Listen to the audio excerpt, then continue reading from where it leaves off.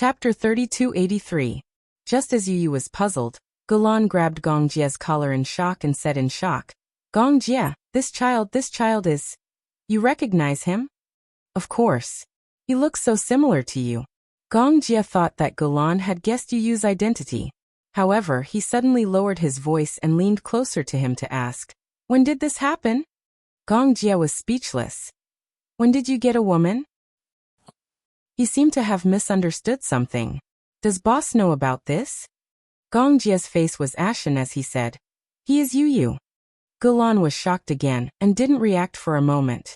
It was only when his gaze landed on the elegant little munchkin that he realized something. His mouth suddenly opened wide. "Hiss, Yu." In the meeting room, everyone looked at the cute little munchkin standing beside Gong Jie in shock. They were all confused. Galan finally accepted this fact. He pointed at Yu and said, "Yu is really only 8 years old. This world is too crazy." Alice stood at the side and looked at Yu with a scrutinizing gaze. Is there really such a genius child in this world? He can come up with such a crazy idea when he's only 6 years old. I want to do an experiment on him and see if his genes have mutated. Gong Jie immediately protected Yu in his arms. "Alice, don't you dare. This is my nephew. Don't you dare touch a single strand of his hair." "Nephew?" Everyone was once again thrown into disarray by this statement. "Nephew? Jie, you're saying that Yu is your nephew?" The group of people discussed animatedly. Yu rolled her eyes. Originally, he had imagined that the office of the YITS team would be full of technology. Moreover, the researchers who came in and out of the office would be in neat suits with a solemn expression. However, the 20 or so people sitting in front of him were wearing white coats. Some of them were wearing thick glasses, and some of them were holding notebooks with messy hair. It was hard to imagine that these were the elite scientists of the Hurricane Group. What was even more unimaginable was that most of the Hurricane Group's sophisticated munitions blueprints came from these people. Yu glanced at Galan, who was squatting at the side and looking at him curiously. He pinched Galan's cheeks and rubbed Galan's hands in disbelief, as if Galan was a puppet and not a living person. "Oh my God! What a cute little munchkin! It looks like a glutinous rice ball." Yu slapped his hand away calmly. Slap. The back of Glenn's hand turned red. A certain tall man rubbed the back of his hand and said innocently, "So fierce." Yu said calmly, "Glenn, your attitude towards me online is not like this." The YITS team had a special internet for communication. On the internet, Glenn's attitude towards him was completely cold and arrogant. Just as Gong Jie had said, Glenn had always thought that it was nonsense for a 7-year-old child to come up with such a brilliant idea. However, he was slapped in the face by reality. Chapter 3284. It was not that he did not want to treat Yu the way he treated people on the internet. The main reason was that when they were on the internet, Yu's choice of words and tone was very much like a mature adult. However, when he saw the soft and cute little fellow standing in front of him, he found it difficult to communicate with him in the adult world, using the way adults communicated with each other. His first impression of him was too deeply ingrained. He was a child, an 8-year-old child. Even though he knew that this child was very smart, it was difficult for him to interact with him in an overly mature way. Although this child had a cute and tender face and was wearing overalls, looking like a little gentleman, his expression was so mature. Between his eyebrows, there was no childishness that a child of his age should have. Instead, there was an extremely steady and imposing aura. His aura was very strong. This was the first impression that Galan had when he saw this child. Yu glared at him coldly. Galan suddenly said in a serious tone, "All right, stop fooling around." Regaining his serious expression, he looked at Gong Jie and asked, "Did you have a safe trip back?" "No." Gong Jie said, "We met people from the Interpol on the way back. We were almost invited back to the ICPO headquarters for a cup of tea." "Was it that snow fox?" "Yes." As expected. Galan's face suddenly turned gloomy. "That woman is really like a ghost that won't go away," Gong Jie said expressionlessly. "Apart from her, all the members of the Alpha Squad that she served in were killed by my mercenary group. Naturally, she could not forget me and hated me to the core." "What happened in the end?" She didn't have a search warrant and couldn't find any concrete evidence, so she went back. Galan smiled. You must have discovered her tracks long ago, so you purposely set her up. The ICPO is in political turmoil now. Everyone wants to be the chief of police. The power is divided and the power is dispersed. Therefore, even if you invite me back to the headquarters, you can't do anything to me. Gong Jie looked at Alice. Where's father? Boss. The boss left a while ago and hasn't returned yet. Gong Xiaoying had left a while ago because of Yin Shishir's wedding. He knew about Yin Shishir's wedding and was hesitating whether he should go or not. He did not tell anyone about this matter. One morning, he led a team of mercenaries and left the island. Until now, he still hadn't returned. Not back yet. Gong Jie was surprised and worried. Yu and Gong Jie looked at each other in surprise. He did not expect that Gong Xiaoying would not be on the island. He was no longer on the island. Where could he have gone? Gong Jie was a little worried.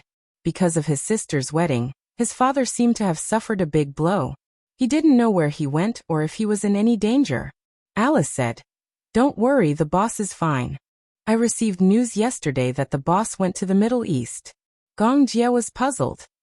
What is he doing in the Middle East? During this period of time, there has been a lot of fighting in the Middle East. There's an order that needs to be negotiated. Galan continued. Since you're not around, the boss went personally. In that case, when will he be back? I don't know. He didn't tell us the exact time, but I've already sent a team to protect him. Jie, don't worry. Chapter 3285. At the same time, the Bahamas. Yin Shishir was lying on a beach chair, basking in the sun leisurely. The climate in the Bahamas was warm. Here there was no autumn or winter. It was very warm all year round. Since she was here, she did not want to leave. Originally, the Bahamas was only the first stop of their honeymoon. Muyaja only planned to stay for 5 days. However, on the 5th day, Yin Shishir had no intention of leaving, so he just let her be. After all, she was the main focus of this honeymoon. On the first day of their arrival in the Bahamas, Muyaja took her to try riding a white horse. On the second day, she woke up very early. Under Muyaja's special training, she finally learned how to ride a horse. However, the so-called learning was because Muyaja never left her side. She rode the horse while he held the reins and led her along the beach. Yin Shishir was quite confident that she would definitely learn how to ride a horse. Even if he did not accompany her, she would be able to control it easily. However, would a certain man let her go? Therefore, when Yin Shishir's 5th request to ride a horse alone was rejected, she was suddenly unhappy. You're looking down on me. Do you think I'm very stupid? Is that why you're so worried about me? I'm worried that you'll fall. How could I fall? I've already learned the little tricks you taught me. Yin Shishir did not give up. I also want to ride a horse for a round. Ever since I learned how to ride a horse, you've always been the one holding it. It's not fun at all. The man said, if the horse starts to run, it will definitely lose control when it meets an inexperienced rider. If it falls and hits its head on the ground first, it won't be as simple as a broken leg or arm. Yin Shishir stopped talking. On the 4th day, Yin Shishir was addicted to diving again. Muyaja had a diving permit. He knew a little about photography, so he took some pictures while diving. Yin Shishir saw them and yearned for them. It turned out that the underwater world was so fascinating. She had a yearning to explore all the unknown things. So she said she wanted to dive. Diving required a license before one could dive independently. However, if one did not have a license, one could also dive in a famous diving spot like the Bahamas. However, one would not be able to go that deep. There was a professional coach on the island. Yin Shishir first learned simple breathing techniques and ear pressure balancing skills from the coach. Then she put on a diving suit and entered the water. Muyaja also changed into a diving suit, held her hand, and dived into the water. Yin Shishir had a deep impression of her first diving experience. The feeling of going into the water for the first time left a deep impression on him. Silence. It was as if the noisy world had suddenly quieted down. Other than the hissing sound of his breathing apparatus, he felt as if his entire body was floating in the water. This feeling was very strange. Originally, he was on land, and because of the gravitational pull, his center of gravity was very strong. It was also different from bungee jumping, where the feeling of falling into the air was unsettling. In the water, his entire body had lost its center and was floating. The heavy equipment on his back did not feel any weight underwater. He could not even feel the weight of his equipment. Chapter 3286. The resistance of the seawater was very strong, so it was impossible to be as agile as walking on land. It was Yin Shirshir's first time diving underwater. Such an unfamiliar environment, and feeling would make one nervous. However, once one got used to it, one would find it very exciting. Moreover, there were many mysterious areas waiting for her to explore. The coach said 70% of the Earth's surface is ocean, so if you master diving, you can set foot in places that most people can't reach in their lifetime. This was an indescribable sense of accomplishment. This area of water was not deep. 6 meters below, one could vaguely see the bottom of the sea.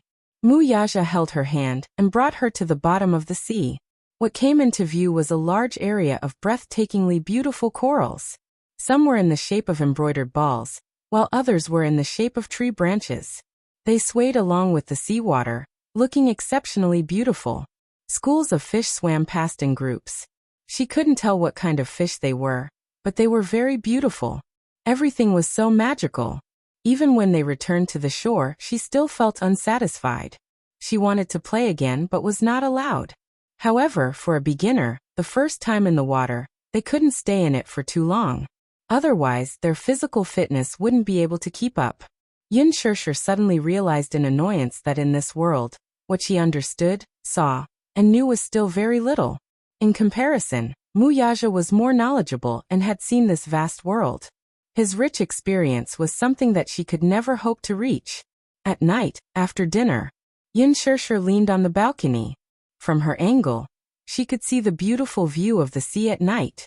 At night, the moonlight shone on the surface of the sea, making it sparkle. On the surface of the sea, some microorganisms floated on the surface, emitting a beautiful light like starlight. Muyaja hugged her from behind. He rested his chin on her shoulder and said softly, "What are you thinking about?" "I'm looking at the sea." Yin Shirshir sighed from the bottom of her heart. "It's so beautiful." She was a little obsessed with the scenery, but she didn't know that the man behind her was also obsessed with the scenery in front of him. His large palm gently reached into the hem of her robe, stirring up the fire. She grabbed his wrist, but he was dissatisfied with her interference and gripped her waist, forcing her to turn around and face him. A certain man snorted and asked unhappily, "Is the scenery that good?" "Of course." Yin Shirshir smiled and said, "Hubby, do you know? I've never seen such a beautiful sea view in my entire life." The beautiful scenery would really open one's mind and move one's heart. At the same time, they would sigh at the beauty of life and be able to see such beautiful scenery.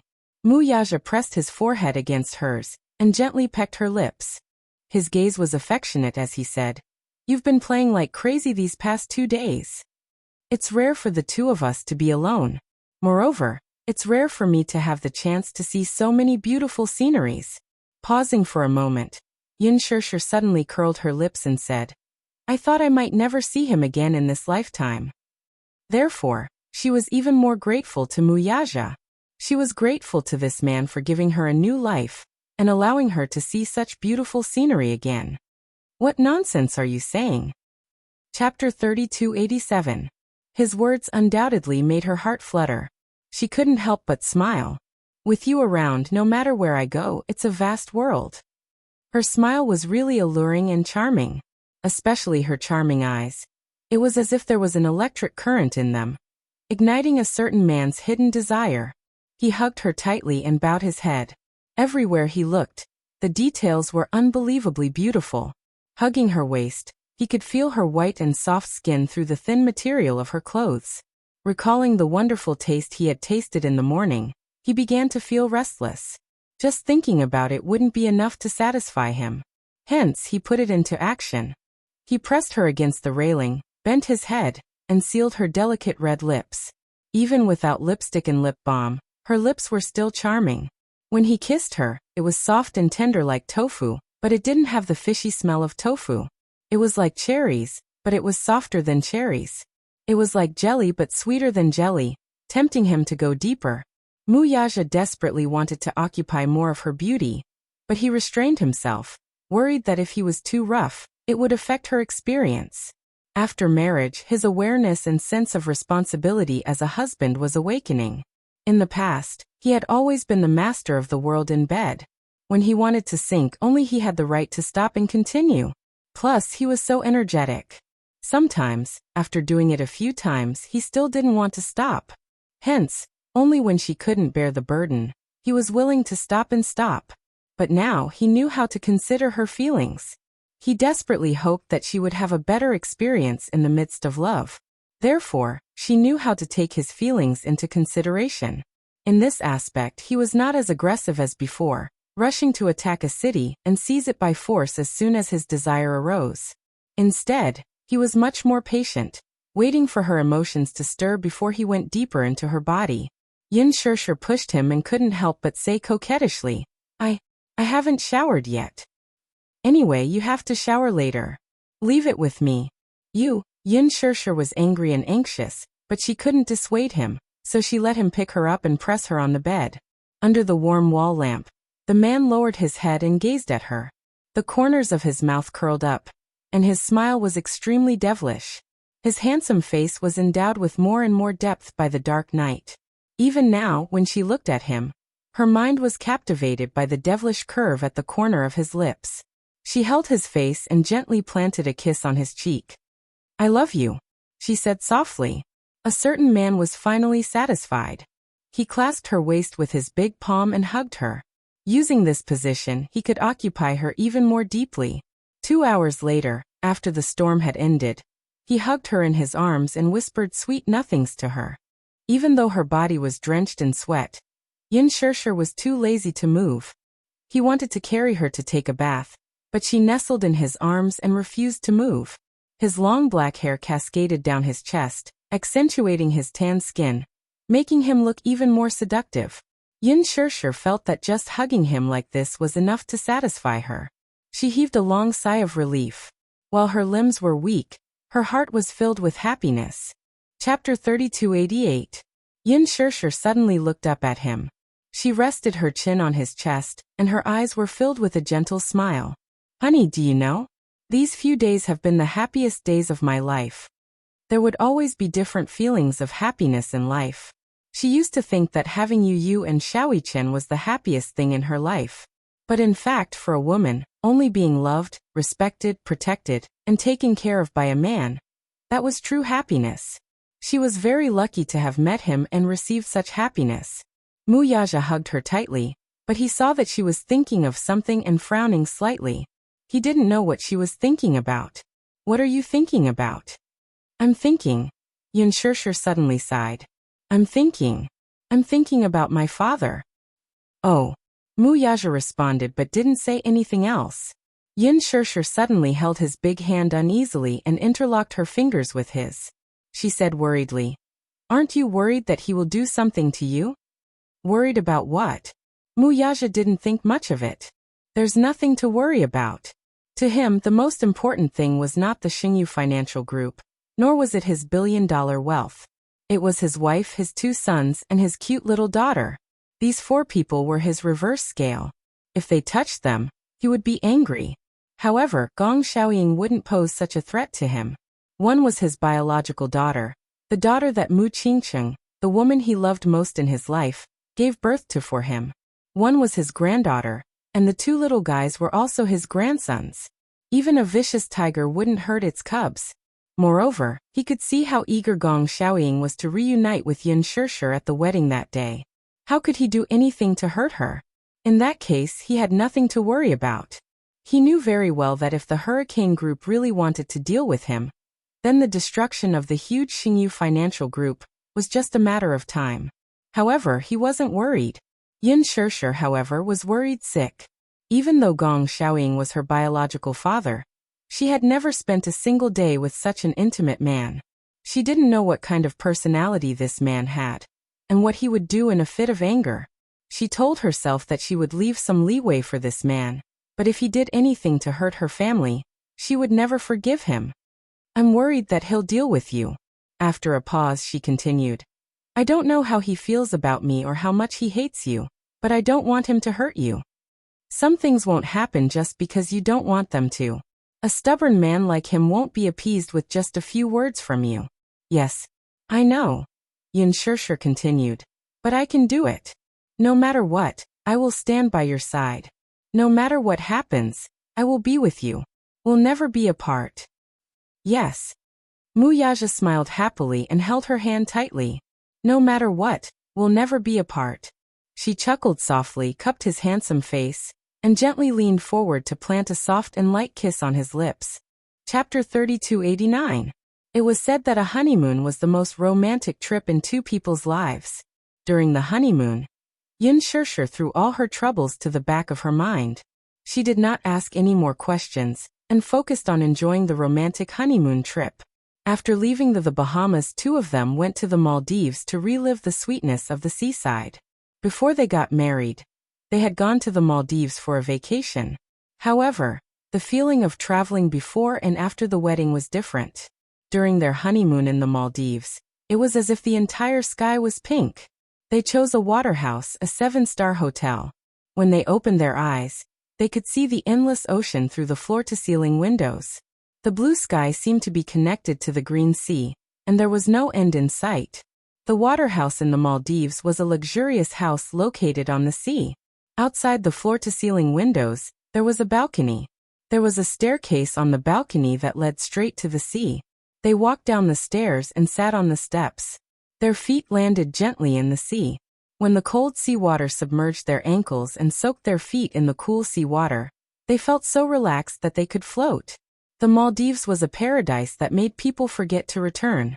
Here, lying on a beach chair, once they lay down, they did not want to move at all. After leaving the Maldives, the two of them flew to Paris to experience the French romance. She had thought that Paris would be the last stop. However, when the plane landed, she looked at the unfamiliar country. For a moment, a certain man gave her quite a pleasant surprise. Santorini Island, on the Aegean Sea, was an island ring formed by a group of volcanoes. Santorini Island was the largest island in the ring, and it was also called Thera. This was the southernmost point of the Kisraz Islands. It was only 96 square kilometers and had a population of about 14,000 people, most of whom were Greeks. It was said that this was the most romantic place in the world. It was not a lie. Muyaji, how long are you planning for your honeymoon? Yin Shirshir did not know whether to laugh or cry. However, a certain man emphasized seriously, a wedding is a once-in-a-lifetime event. The same goes for a honeymoon. Why don't you take advantage of the honeymoon and enjoy the two of you more? As she listened, she was both touched and conflicted. She knew that this man had always wanted to make it up to her as much as he could. She also knew that this man was never good with words, but he had always done a lot for her. In the past, she didn't have much time. He also knew that in the future, the three children might not leave much time for the two of them. Therefore, he wanted to make it up to her as much as possible during their honeymoon. When the two of them ended their honeymoon trip, although they were reluctant to part, they were also worried about the three children, so they immediately returned. When she reached home, Yu was also home. He did not stay long in the hurricane group. He did not know when Gong Xiaoying would return. He stayed on the island for a few days, and Gong Jia brought him to familiarize him with some of the headquarters affairs. He was worried about Yueyao, so he came back as soon as possible. Naturally, he did not mention that he had followed Gong Jia to the headquarters of Hurricane Group. He was afraid that Yin Shirshir would be worried. Naturally, Muichen kept his mouth shut as well. In the few days that Yu was not around, the little guy had been tormented by his sister. Chapter 3290. Everyone says that nannies nowadays are unreliable. Some nannies are irresponsible and even hit and scold the children. Not long ago, I heard that there was a fatal accident in a high-class condominium. A nanny threw her employer's child down from the balcony. The child stopped breathing on the spot. Apparently, because she coveted her employer's wealth, she stole a few valuable pieces of jewelry. The employer's wife found out, but she didn't call the police on account of their relationship as master and servant. Instead, she ordered the nanny to stop. In the end, Not only was the nanny ungrateful, she even bore a grudge. She hated the fact that the mistress exposed her on the spot and lost face. So, at night, when the master and mistress were asleep, the nanny secretly carried the child out of the nursery and threw her down from the balcony. Mu-yi-chen shuddered when he heard that. No one was allowed to touch a single hair on his younger sister. If his younger sister was abused like that, he would definitely break down. Therefore, even though the nanny came every day, Xiao-yi-chen was unfamiliar with many aspects of the house. Therefore, he couldn't leave the nanny's care. Even when the nanny was changing diapers, he would stand by the side and carefully watch her every move. The nanny felt uncomfortable under his stare, and was even curious as to why this child was so patient. If it were someone else's brother, he would have frowned in disgust and run away while his younger sister was changing diapers. He stood by the side and watched carefully as if he was afraid that she would abuse the little princess. The nanny even kindly advised him that there would be some smell when changing diapers and asked him to hide in the living room. He refused. Therefore, the nanny was helpless. She really couldn't understand this child's thoughts, so she simply let him be. When Yin Shirshir came back, she was worried that the three children would cause a scene at home. However, she didn't expect that Yueyao would become fair and chubby. On the other hand, Xiao-yi-chen had lost a lot of weight. Wasn't that right? In the middle of the night, she was awakened by Yueyao's cries. She got out of bed and made some milk. When the milk was cold, she fed it to Yueyao. By then, the sky outside the window was already turning slightly white. When she went back to bed and lay down, it was already past 9 in the morning, and the nanny came to report on time. At this time, he often didn't dare to sleep. He had to wait until the nanny left, and he guarded the crib before he could finally sleep peacefully. At night, he would wake up on time to breastfeed, change diapers, and play with his sister. Taking care of a child was not an easy task for an adult, let alone an 8-year-old child. However, such a price was not paid in vain. Because Xiao-yi-chen had been taking care of Yueyao for half a month, his sister was very close to him. Between Muyaja, Yu, and Xiao-yi-chen, she was more inclined toward Xiao-yi-chen's embrace. Sometimes, when Muyaja was carrying little Yueyao, Mu-yi-chen would pass by. When the little guy saw him, he would open his arms and ask Xiao-yi-chen to carry him. He would even kick him with his short legs and insist that his older brother carry him. At this time, Yu would walk over and pretend to be Xiao-yi-chen to carry her. However, such a young child was able to distinguish between the two children so clearly. He didn't want Yu anymore. He wanted Xiao-yi-chen wholeheartedly. Chapter 3291. The poor father and son pair, Yu and Muyaja, had suddenly lost their favor in front of the princess. They were depressed, disappointed, and aggrieved. They felt quite indignant in their hearts as well.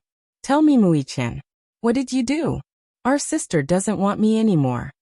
Yu complained to Mu-yi-chen. The latter replied nonchalantly, It's no use being jealous. Our sister likes me the most now. Haha. With that, the tables had turned. Mu-yi-chen, who had suddenly gained favor, was now full of himself. Yu gritted her teeth in anger, but there was nothing she could do. She could only brush her face in front of Yueyao every day, change her diapers, and wake up at night to feed her. However, no matter how diligent she was, she did not seem to have won over much affection from her. It was as if her image had been fixed. Xiao-yi-chen's position in Yueyao's heart was now extremely stable. Yu was furious, but there was nothing she could do. Muyaja also tried his best to salvage some of his image in Yueyao's heart. However, reality proved that Yueyao's feelings for Xiao-yi-chen could not be broken by anyone. Yu even mentioned this matter to Gongjia, feeling wronged. A certain man who was her uncle heard about this and threatened to take back his position in Yueyao's heart. However, Gongjia brought another piece of news during this call. Yu, do you still remember Litsis? Why did you suddenly mention him? Yu paused and said slowly, Of course I remember him. Litsis was the boss behind the dark web. His dark web operated an extremely filthy extraordinary transaction that was unknown to others. Litsis was a Latino-Italian. In his early years, he was a businessman.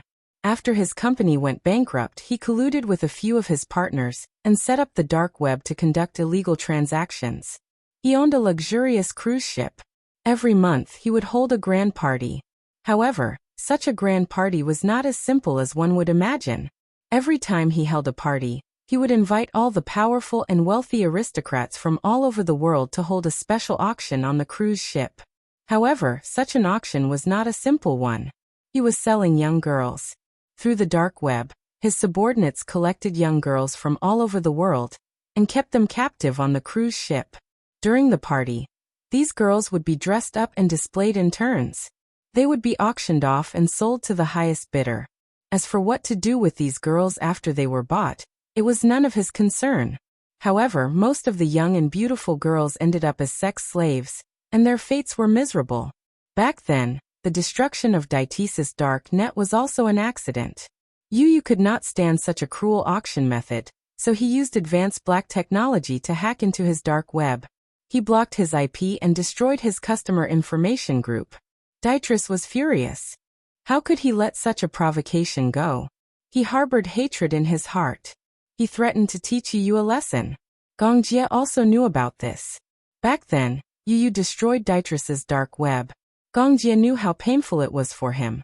During this period of time, Daitris has been very restless. You have to be careful. I'm worried that he will take revenge on you and attack you. Don't worry. Yu's mind was filled with things related to Yueyao. He could not hear anything else. Chapter 3292. A month later, Yin Shirshir unexpectedly received an invitation to the National Drama Awards ceremony. The National Drama Awards ceremony was the most prestigious award ceremony in the domestic entertainment industry. To be able to win the highest honor, it meant a high popularity, a good reputation, and a broad national recognition. Popularity alone was far from enough.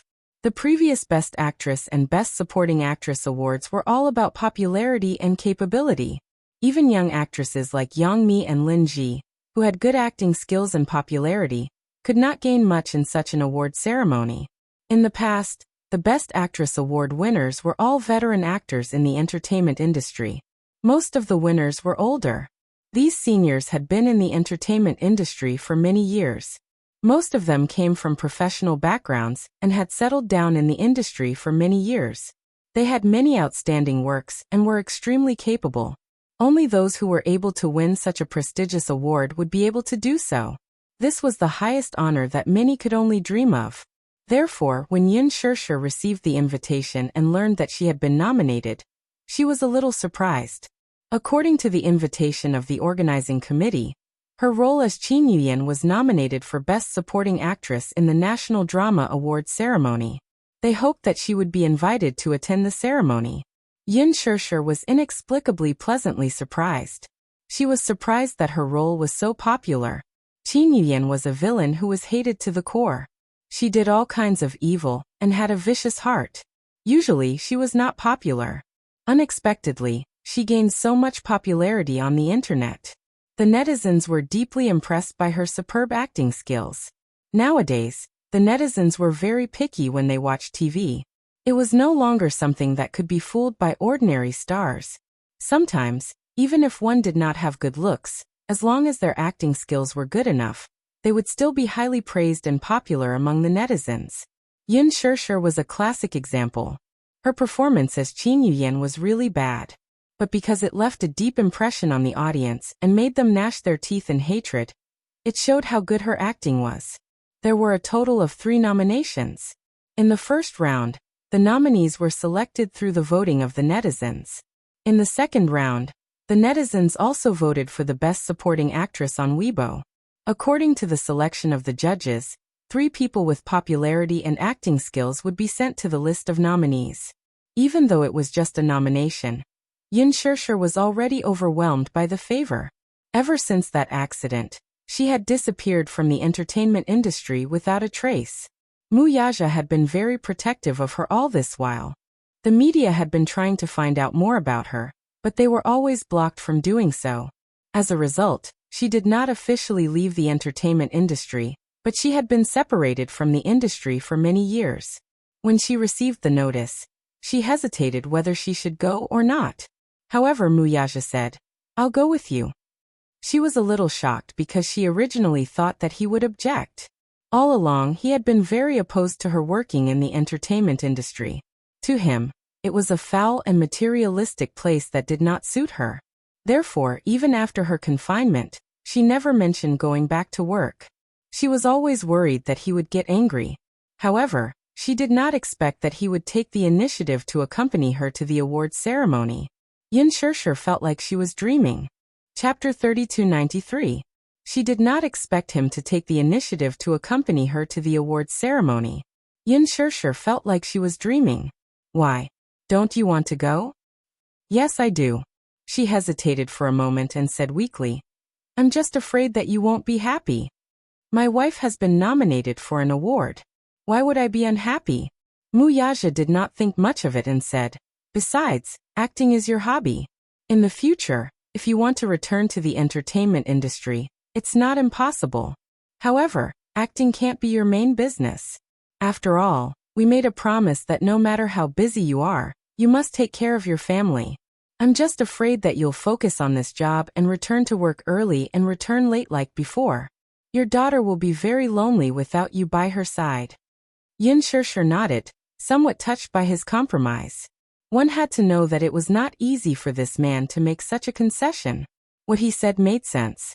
Although he agreed to let her return to acting, she had to wait until her daughter was older, at least 2 or 3 years old, before she could return to the entertainment industry. However, this so-called return was not to make it a career. As he said, if she liked it, it was not a bad idea to treat it as a hobby. Occasionally, she would take on a few scripts and strive for perfection. Filming 2 TV series a year, or 1 TV series or 1 movie, was already very good. She would be satisfied if she could pick good scripts and challenge different characters. Therefore, after receiving the invitation and discussing it with Muyaja, she replied to the organizer that she agreed to participate. When the organizer heard that she was willing to participate, they originally thought that she would refuse. Now that they knew that she was willing to participate, they heaved a sigh of relief and beamed with joy. When they heard that Muyaja would also accompany her and participate in the event as a sponsor, the organizer was even more excited. Just the title sponsorship fee alone was 10 million yuan. Xingyu Financial Group rarely appeared in front of the public in the form of title sponsorship. This time, the organizer was really flattered. Therefore, they patted their chest and promised that they would definitely make this National Drama Award ceremony grand and spectacular. After it was confirmed that Yin Shirshir would be attending the National Drama Award ceremony, the media got wind of it. When they found out that Yin Shirshir had the intention to make a comeback, they were all so excited that they made a move. However, unlike before, when Muyaja protected Yin Shirshir was interviewed by the media for the first time since that incident. The media was excited. However, before the interview, he had already informed them in advance that it would be inappropriate to ask too many sensitive questions. It wasn't that he was deliberately avoiding anything. It was just that some questions wouldn't be answered even if they were asked. In order for the media to interview Yin Shirshir, Qin Zhou gave them a draft of the interview in advance. The questions that could be asked and the questions that could not be asked were all marked in detail. However, even though the reporters had doubts in their hearts, they gladly agreed. Because in the past few months that Yin Shirshir had disappeared without a trace, the public was too curious about her sexual orientation, her activities, and her every move. It was said that because of that accident, she had lost her eyesight and was in danger of losing her sight. It was also said that after that accident, she was found to be pregnant. Therefore, she stopped all the publicity and activities and focused on preparing for the pregnancy. Chapter 3294. Some time ago, Muyaja had even meticulously prepared an eye-catching wedding for her. It was said that he had invited many distinguished guests to witness their sacred wedding. In short, there were all kinds of rumors about Yin Shirshir, but none of them were accurately verified. Most of the rumors came from experienced media personnel who had dug up information from various channels. Yin Shirshir did not know how these professional media personnel did it. Back then, in order to protect her and their unborn daughter, Muyaja had strictly controlled the situation. He had cut off all news of anyone who got close to her. Even when their daughter was born, the reporters outside the hospital waited for 3 days and 3 nights, but they did not manage to get a single useful photo. He had protected her so well, but these media personnel still managed to get hold of some clues. During the interview, the reporters threw out sharp questions one after another. After all, she had been away from the public for a long time, and the public was too curious about her. During the interview, Yin Shirshir walked into the dressing room. She was exhausted from being pestered by the reporters, and sat in front of the dressing table. Mushi walked over from the side. Seeing her tired expression, she could not help but smile. Are you tired? Shirshir, does Chairman Mu agree to your comeback? As long as I don't get too tired and neglect my family because I'm busy with work, he won't have any objections. Mushi laughed. Why did you decide to make a comeback? I didn't say that I've decided to officially make a comeback, but if there are any good scripts, I'll consider taking them. This interview is just to coincide with the National Drama Festival. After a pause, Yin Shirshir continued. If I can really win an award, it'll be considered as fulfilling a wish of mine.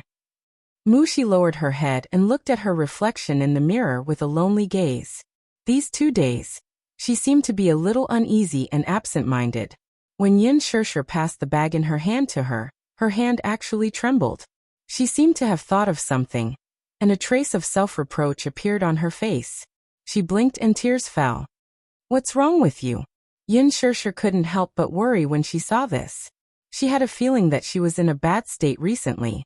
Inexplicably, he stared at her face in a daze for a long time. Otherwise, he would not respond even after shouting for a long time. His mind was always wandering, and no one knew what he was thinking. Are you okay? Yin Shirshir said with concern. I noticed that you've been absent-minded recently. She shook her head. It's nothing. Don't worry. Are you feeling unwell? If you're not feeling well, I'll give you a day off. No. I'm just worried about the National Drama Festival. If something unexpected happens, it'll be over if you don't win the award. I thought it was something big. Yin Shirshir said helplessly. Just because of this? Actually, I'm quite confident about winning the award. You don't have to worry. Even if I don't win, I won't be disappointed. After all, acting is no longer that important to me. Mushi bit her lower lip and looked at her, hesitating to say something. She really wanted to confess everything to her, but when she saw Yin Shirshir looking at the mirror, she swallowed her words. After touching up her makeup, Yin Shirshir returned to the interview room to continue the interview with another TV station. Mushi sat in Yin Shirshir's seat and clenched her fists as if she had made up her mind about something. Chapter 3295. She took out a letter from her bag and bit her lower lip as she gripped it tightly. At night after the interview, Yin Shirshir was about to remove her makeup when her assistant suddenly walked over and handed her a letter. Yin Shirshir took it and lowered her head to look at it.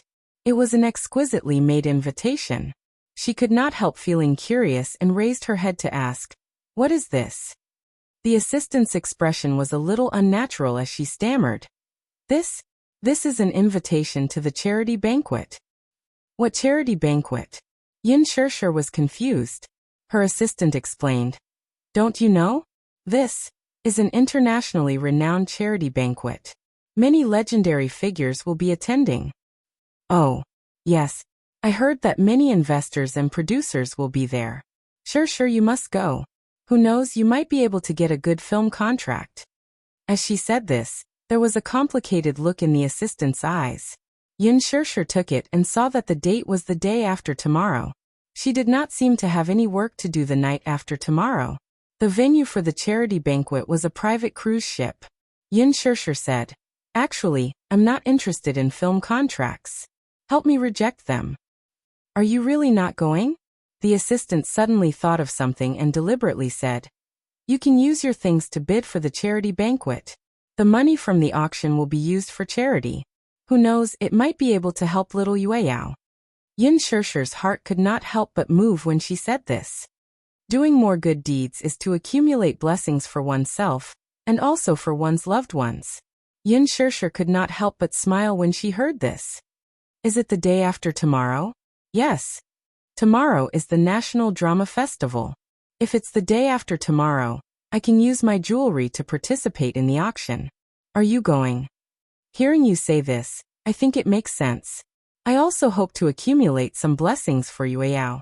She was stunned for a moment before she gritted her teeth and forced a smile. Me. However, when she turned around to face the corner of the wall, she furrowed her brows. She seemed to be a little worried, or perhaps she was filled with immense guilt. After Yun Shishir left, Mu Shi, who was hiding in a corner, hurriedly took out her phone and looked around vigilantly before dialing a number. It took a long time for the call to get through. She said anxiously, "Hello. Hello. Hello. I have already given her the invitation letter. Can you let my parents go now?" The man's voice, which had been altered, came from the other end. "How would I know if you gave it to me or not? What if you don't give it to me and are trying to trick me? Do you think I'll believe you so easily? I'm really giving it to you." Mu Shi's face flushed red as tears streamed down her cheeks. "Why would I lie to you? My parents are in your hands. How would I dare to lie to you? I did everything according to your instructions. What else do you want me to do? Do you still remember what I asked of you? Only when Yun Shishir is here will our deal be valid."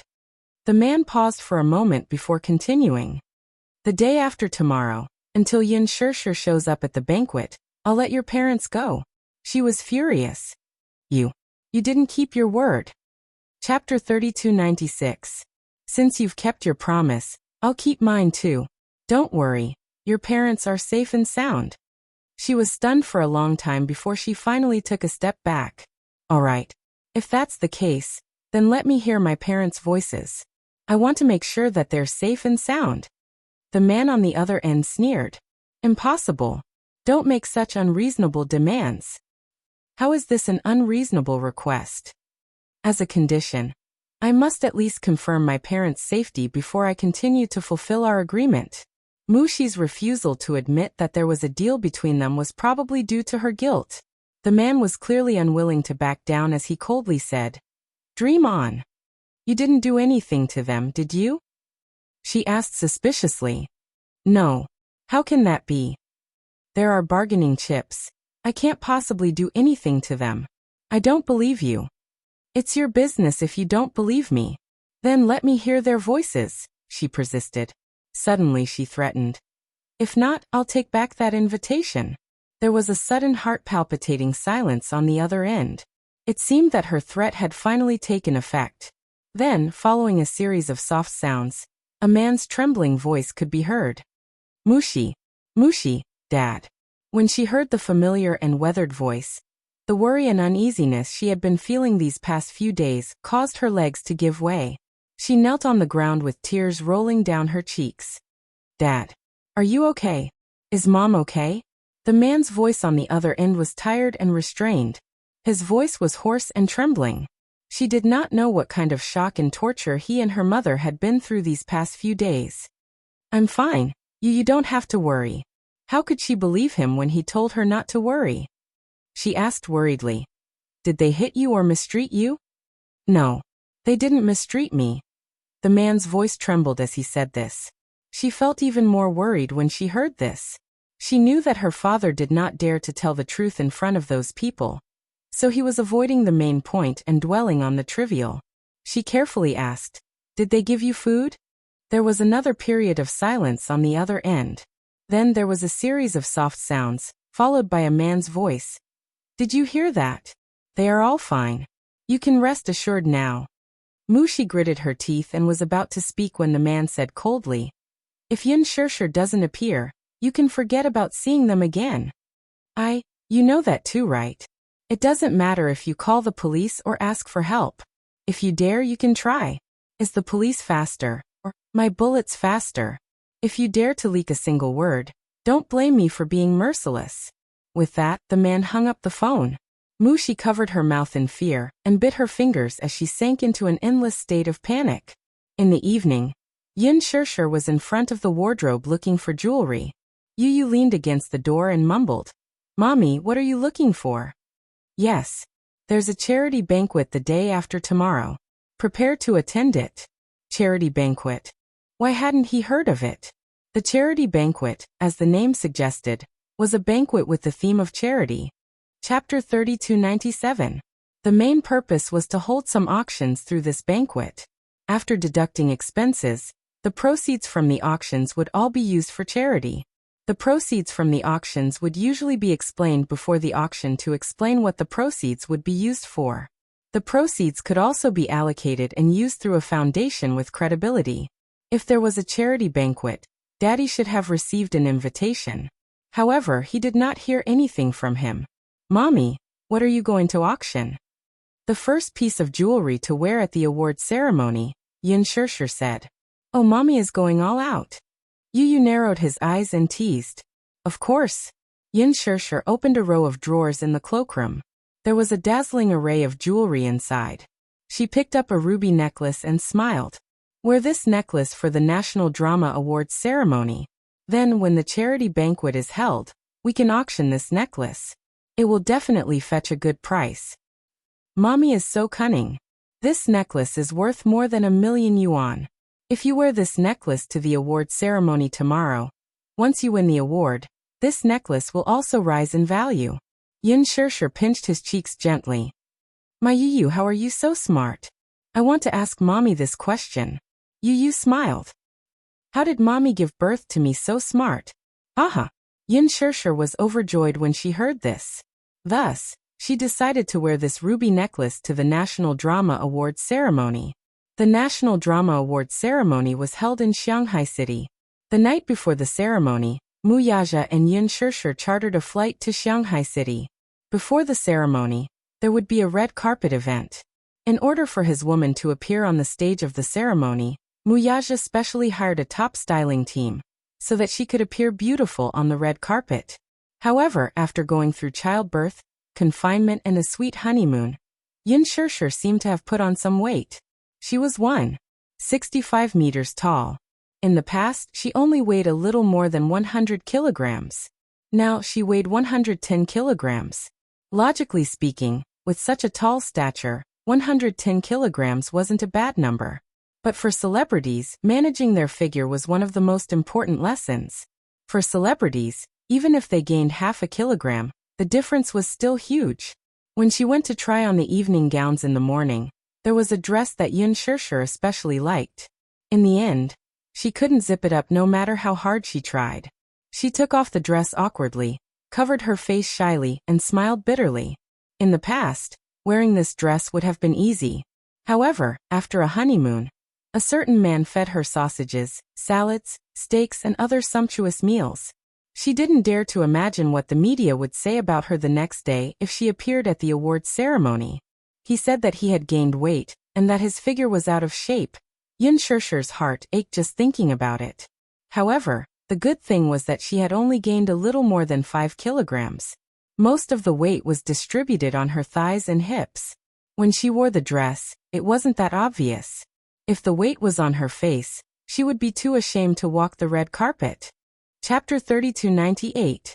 Even when she was preparing for pregnancy, her weight had shot up to 140 pounds, but her face was still very thin.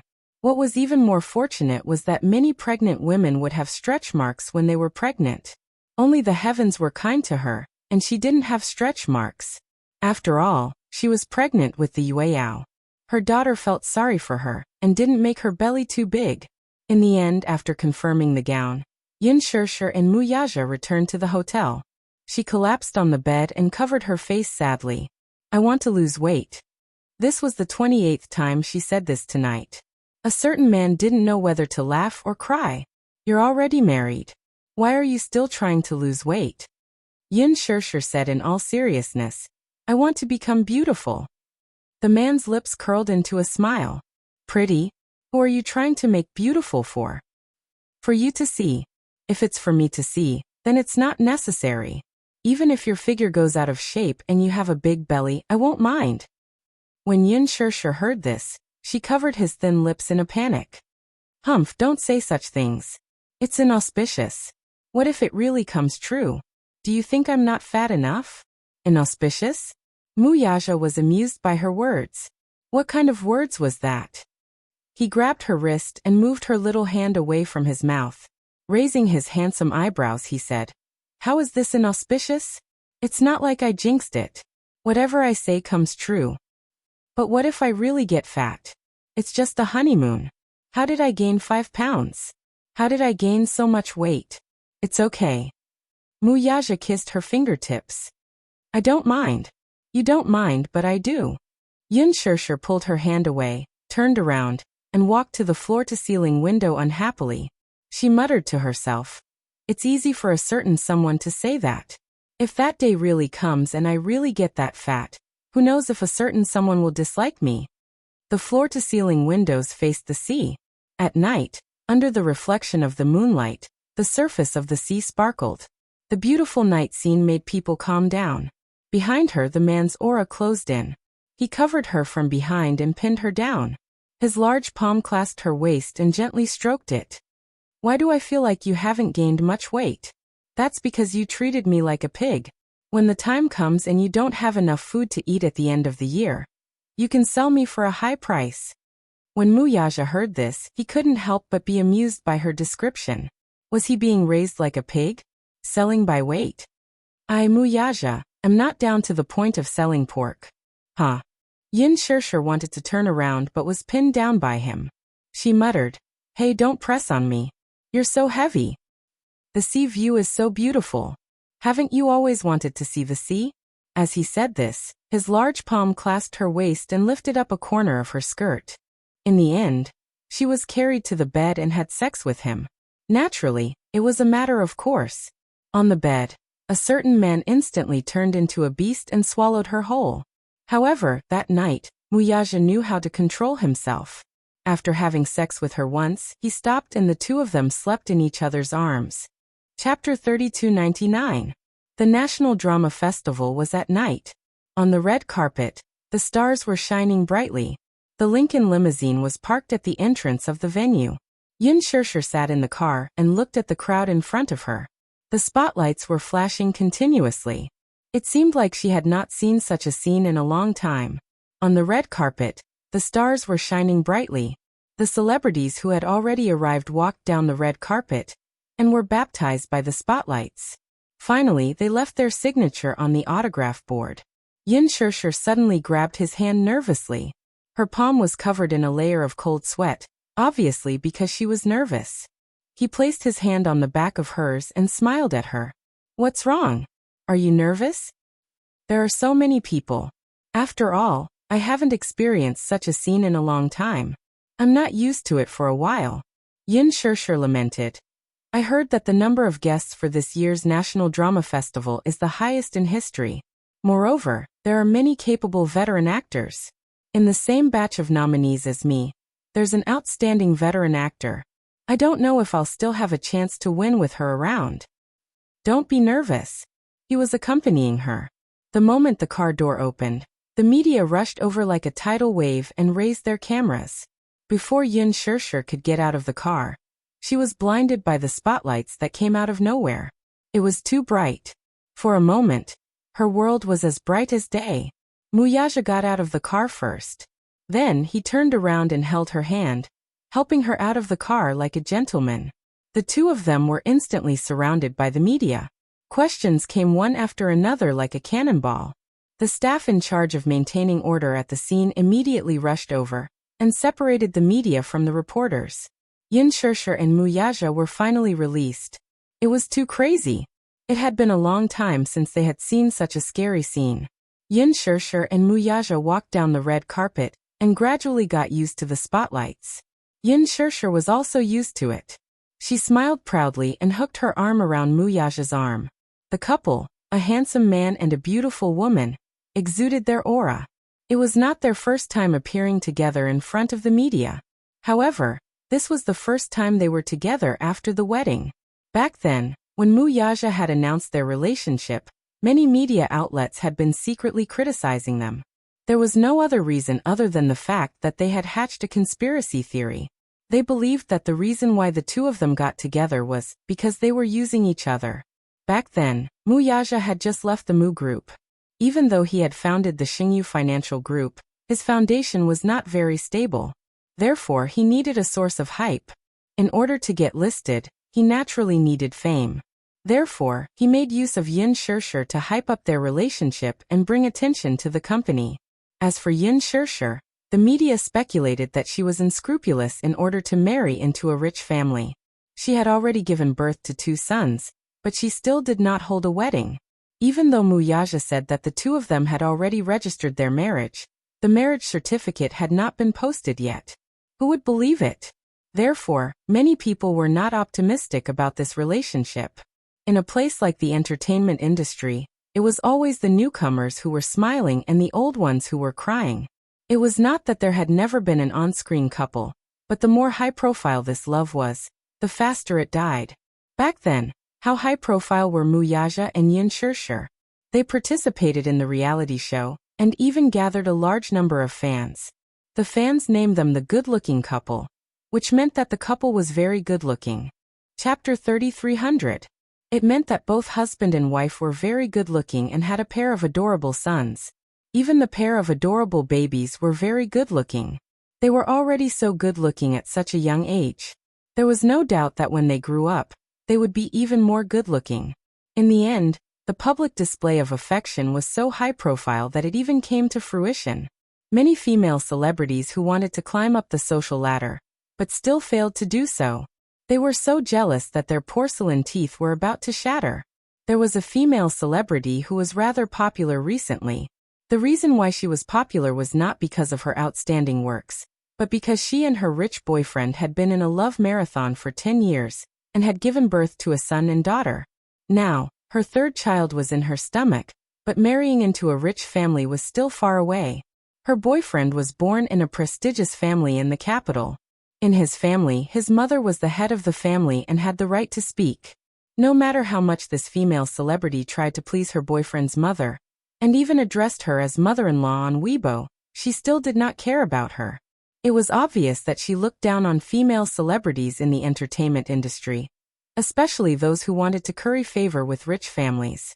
Her 3rd child was a son. According to the rules, she should finally have a chance to marry into a rich family, right? In the end, after waiting for 10 years, her boyfriend's negotiation came. The children, including the unborn baby in her stomach, belonged to him. And a check of 200 million yuan was to be compensation.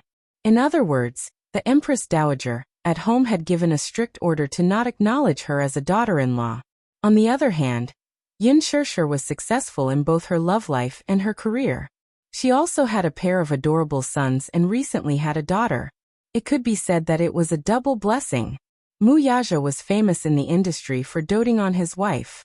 Previously, when they were doing a reality show, another celebrity couple had participated in it. But it was easy to tell the difference between a fake love and a real love through the details. Even though that celebrity couple was lovey-dovey and throwing sugar in front of the camera, it could not compare to Muyaja's loving gaze in the behind-the-scenes video. He wasn't good with words, and he wasn't like the other couple who always said sweet things. His love for her was reflected in every small detail. Loving her was as natural as if it was carved into his bones. She had also become a part of his life. As soon as the two appeared on the red carpet, they immediately became the center of attention. Yin Shirshir was too popular. Even though she had been recuperating at home for a long time, her popularity did not decrease in the slightest.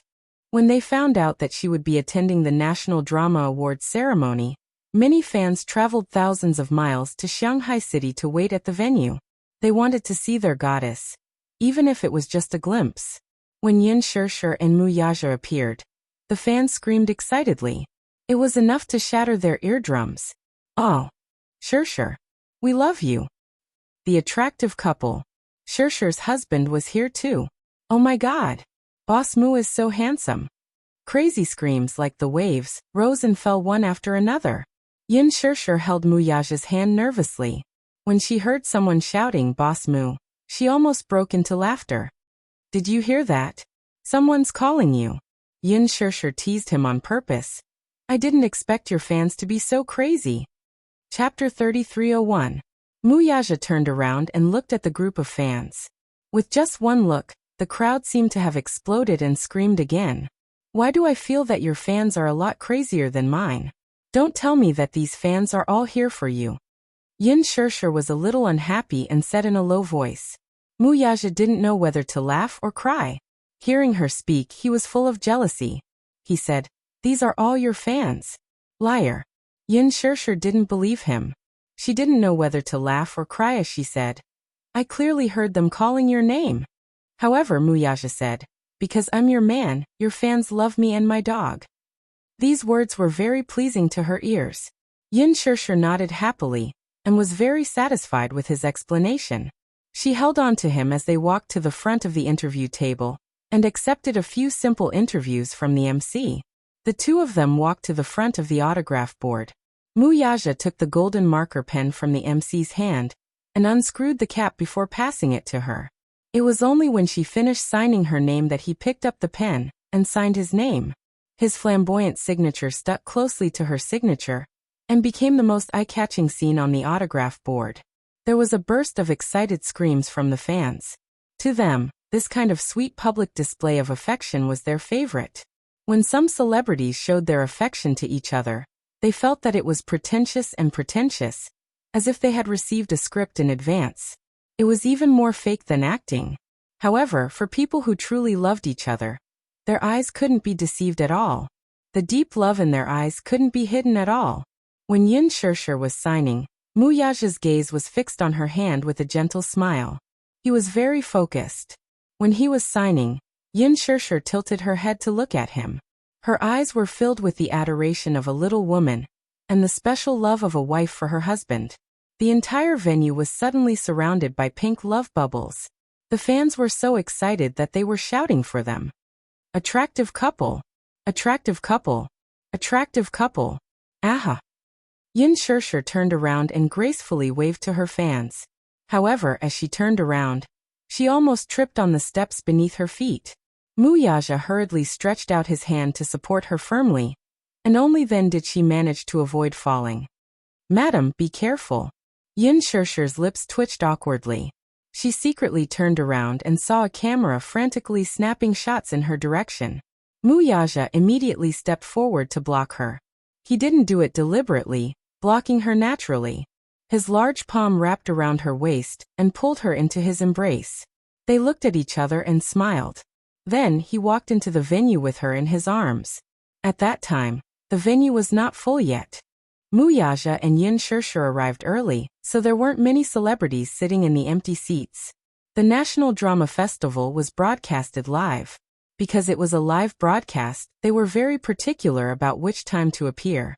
It's too early. But if it's too late, it won't do if they don't have a celebrity status. For such a live broadcast, the viewership ratings would gradually increase. If they appeared at the beginning, there wouldn't be an appropriate warm-up, so there wouldn't be many viewers. In this way, the exposure rate would be much lower.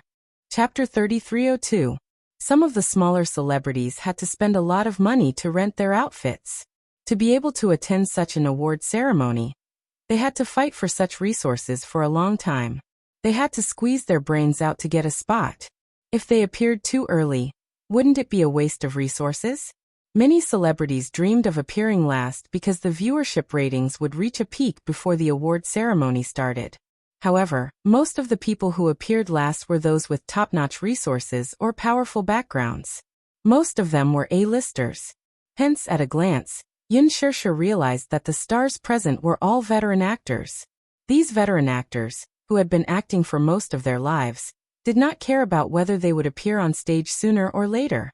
They also disdained to compete with the younger stars for such ostentatious things. Hence they arrived early. Out of courtesy, Yin Shirshir went over to greet them one by one. Some of the veteran actors were seniors that she liked, so she respected them from the bottom of her heart. After the greetings, she returned to her seat and realized that the name tag beside her said, Yangmi, and Junemo was beside Muyaja. Her row was filled with Huanyu's artists. Not long after, Yang Mi and Li Jiuxian arrived. Li Jiuxian was Yang Mi's male companion. Yin Shirshir noticed that the two of them were still very intimate even when they entered the venue. Li Jiuxian hugged her waist and looked at her with a gentle gaze that didn't seem like an ordinary friend's. Yang Mi was surprised to see Yin Shirshir. She didn't expect to reunite with her at such an occasion. She had heard that there were some unforeseen events, so Yin Shirshir had been in a semi-retired state.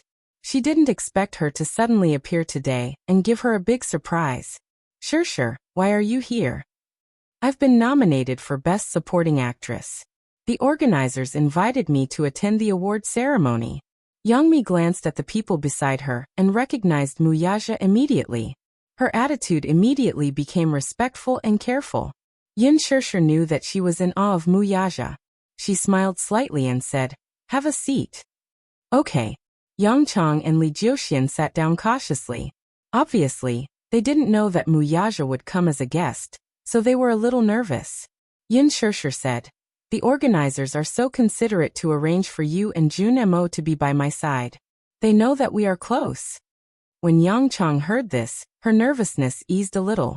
She smiled and felt warmth in her heart.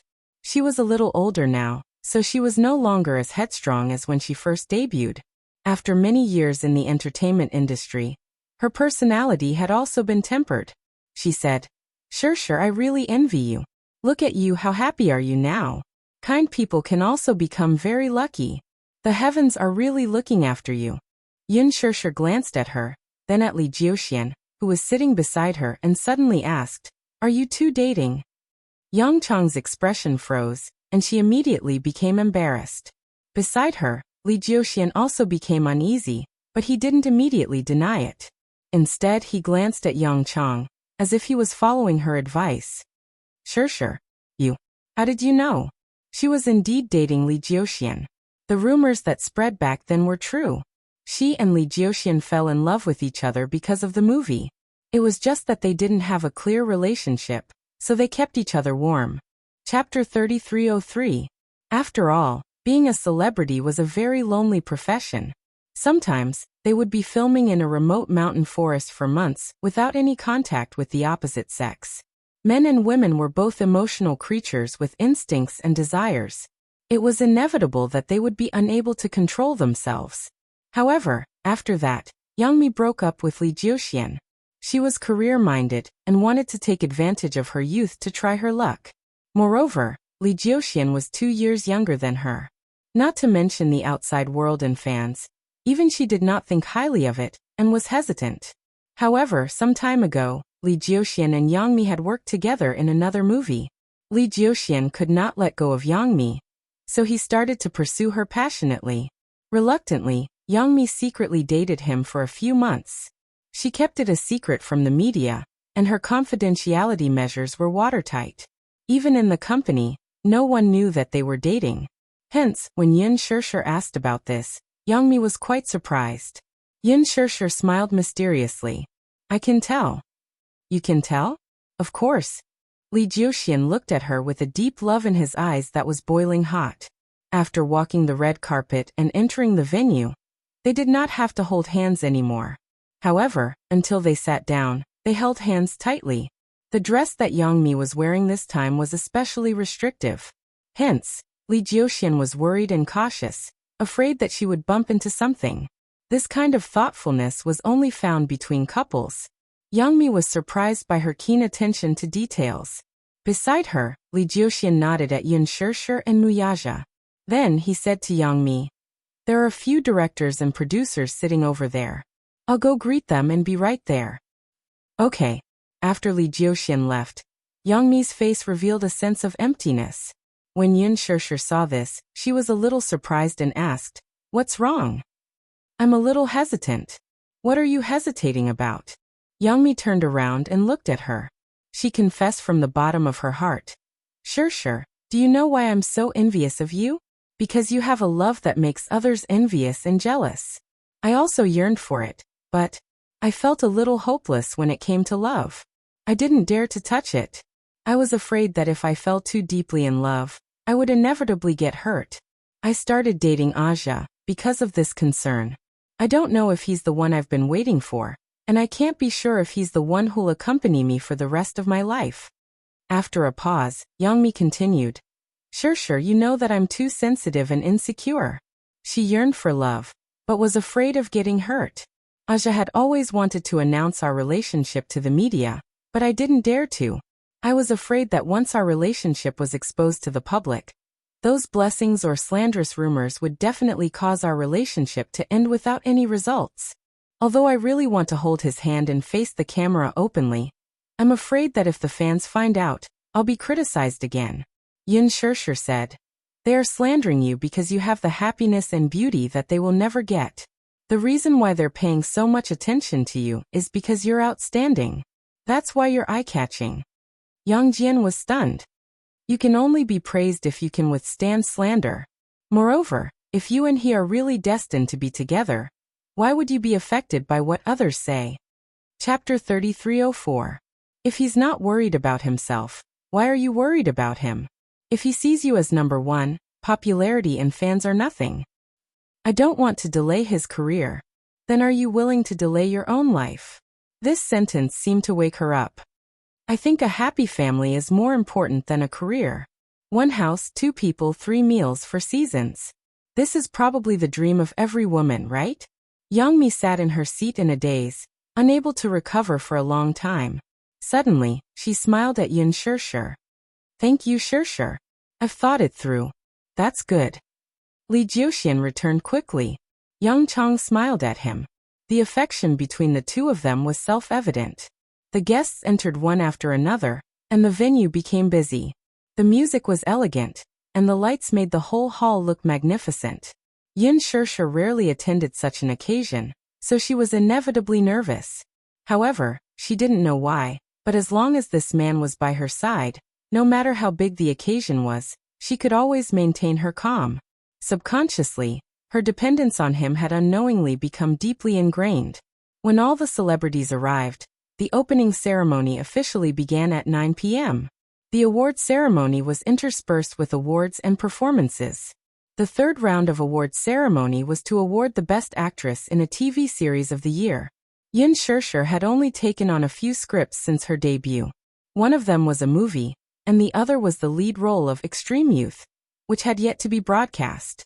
Therefore, such an award naturally had no chance with her. The big screen showed the list of nominees, and Yang Mi's name was on it.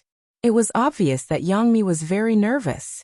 Although she had been in the industry for many years and had seen countless big occasions, it was obvious that she was a little hesitant. After all, the actors competing with her were all very strong. The MC walked on stage and exchanged greetings with the guests.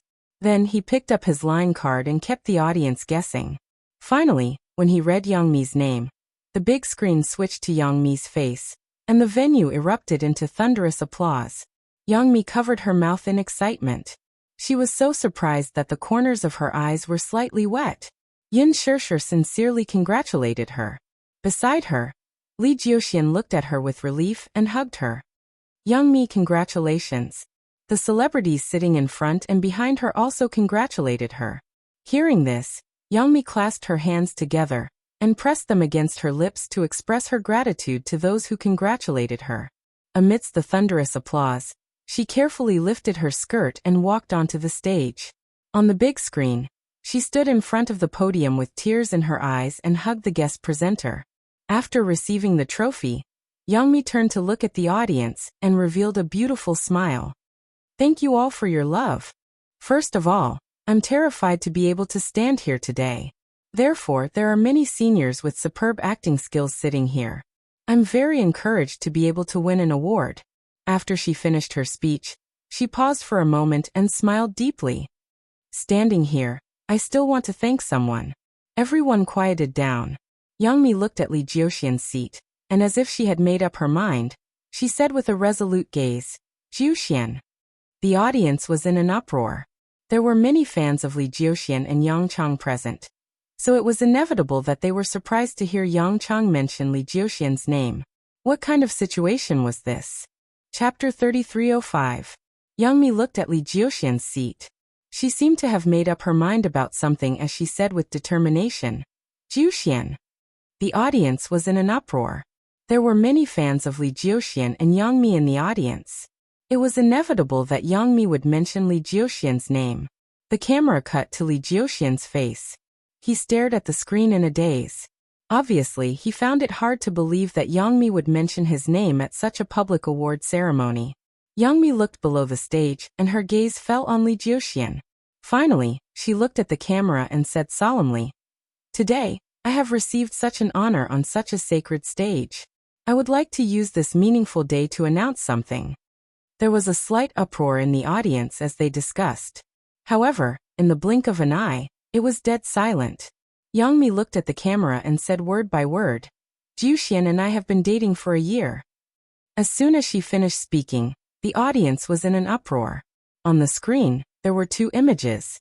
One showed Youngmi's affectionate face while the other showed Li Jiuxian's shocked and touched face. "I sincerely hope that I can receive everyone's blessings.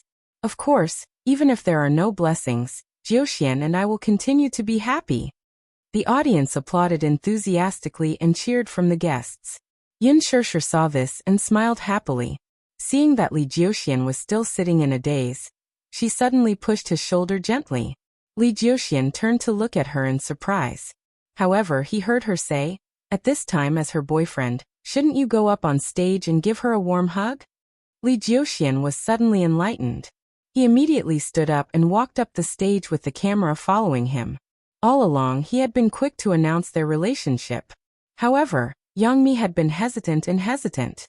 He didn't know what she was worried about. He had wondered if she didn't think highly of their future, or if she valued fame and fortune too much.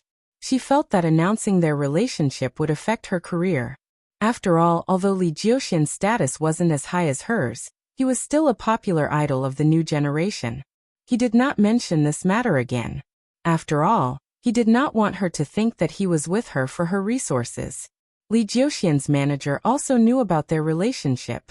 He often whispered in Li Jiuxian's ear that every time Youngmi shot a movie or worked with a male idol, she would create scandals, hype, and exposure. If her relationship was exposed, it would mean that she would not be able to have any scandals with other male celebrities in the future. She was with him only because she felt lonely and needed a man like him. However, Li Jiuxian deeply believed in her feelings for him. Therefore, no matter what others said, he was still very persistent. However, he had not expected that she would give him such a surprise at today's awards ceremony. Under Yang Qiai's gentle gaze, he quickly walked onto the stage and gave her a gentle hug. The whole place was in an uproar. Witnessing this rather meaningful confession with their own eyes, everyone was stirred up. Yang Chang. Jiuxian. Yang Chang. Jiuxian. Chapter 3306. Youngmi kissed him back and hugged his back. When she closed her eyes, tears fell from the corners of her eyes. "Actually, I've been hesitating about whether to announce our relationship. Jiuxian and I have been dating for so long and we've accepted each other. We want to hold hands for the rest of our lives and continue dating. But I'm worried that if we announce our relationship and don't receive blessings, what should I do? I don't want to delay his life." Youngmi paused and said, "But a good friend told me just now that if I don't want to delay someone else's life, is it okay to delay my own life? So this time, I've decided to be brave. I'm also grateful to the National Drama Festival for giving me such an opportunity to face my feelings bravely." As soon as she said that, there was a round of applause. Yin Shishir smiled and clapped. When Youngmi and Li Jiuxian returned to their seats, Yin Shishir immediately gave her a hug. Youngmi hugged her back gratefully and thanked her sincerely. "Shishir, thank you." If she hadn't said that to wake her up, she probably wouldn't have had such impulse and courage until a long time later. "Shishir, I wish you happiness too." Youngmi returned to her seat. Yin Shishir was in a daze and seemed to be deep in thought. When she first met Youngmi, she didn't have a good impression of her. At Huanyu's annual cocktail party, her arrogance and unfriendliness gave her a taste of the hostility and unfriendliness of the entertainment industry. However, after interacting with her, she realized that Youngmi wasn't a bad person. She was just a little selfish. The glory she had made her arrogant and unavoidably arrogant. But weren't humans selfish too? Instinctively, they resisted outsiders and guarded against them. She had been in the industry for many years and had some dark history, such as the unspoken rules and throwing herself at an investor. But now, after many years of settling down, Youngmi's temper had been tempered, and she was no longer as arrogant and despotic as before. Even when she was in confinement after giving birth, Youngmi often came to visit and asked about her well-being. The most touching thing in life was to turn hostility into friendship. Yin Shishir was sincerely happy for her. Next, we will be presenting the Best Supporting Actress of the Year. Please look at the big screen. As soon as Yin Shishir's photo was shown on the screen and in the slideshow, the audience immediately went into an uproar. Many celebrities arrived a little late, so they did not see Yin Shirshir on the red carpet. Therefore, when they saw the photo on the big screen, they were inevitably surprised. Didn't Yin Shirshir disappear for a long time? Was she also at the award ceremony? Some time ago, Yin Shirshir's Lethal Beauty was replayed for the second time, and the ratings were still at the top. Many netizens left messages for Yin Shirshir to watch it again. Even though the rebroadcast was not scheduled for prime time, but at 10 p.m., there were still many people waiting in front of the TV on time to watch it. The popularity of the ratings increased the value of many of the main actors. This time, because of Qin Changle's role in Lethal Beauty, Lin Ji became popular again. She was nominated for Best Actress, but she lost to Yang Mi. However, she didn't lose out. After all, with Lethal Beauty, Lin Ji's status was stabilized. Even her endorsement fees doubled. Lin Ji laughed even in her dreams. The MC returned to the front of the stage and picked up the card, but pretended to be mysterious. I think I saw a face on the screen that I haven't seen in a long time. Chapter 3307. There was a lot of discussion below the stage. Yin Shirshir heard people whispering in the back row. Yin Shirshir is here too? Why is her name in the nomination list? I heard that her popularity in the online voting is too high and she crushed the other candidates. But hasn't Yin Shirshir disappeared for a long time? She wasn't in the voting list at the beginning. Many enthusiastic netizens left comments below, and their voices were very loud. Only then did the organizers put her name in. In the end, she took the lead in the voting overnight. If she still doesn't get nominated, the audience will definitely suspect that there's something shady going on, right? But what's the difference between Yin Shirshir's current state and retirement? If she wins the award but doesn't show up, won't it seem very insincere? Won't the other nominees feel uncomfortable? But if she doesn't win the award, with her high popularity, she will definitely be suspected of being shady, right? If that's the case, won't the organizers be in a difficult position? Yin Shirshir didn't come? Amidst the discussion, Yin Shirshir couldn't help but feel a little nervous. She grabbed Muyaja's hand tightly and looked at the stage. The MC said in a deep voice, "Next, I'm going to announce the Best Supporting Actress list." Actually, in the National Drama Festival, the most valuable award besides the Best Actress award is the Best Supporting Actress award. Everyone must be very curious about who will be the final winner this year. After a pause, he pretended to be mysterious and said, "First of all, she's a very young girl. Secondly, she has a nickname in our fan group, Beauty of the Century. Although she has disappeared for a long time, her popularity hasn't decreased at all. She's the most popular among the new generation of young actresses. Moreover, with her acting skills, she has gained the recognition of many seniors." The final winner of the Best Supporting Actress Award for the 2017 Xingyu National Drama Festival is Yin Shirshir. Applause broke out. On the stage, the camera on the big screen changed and landed on her calm face. Although she was a little surprised, this result was within her expectations. She was very confident that her acting skills would definitely be recognized.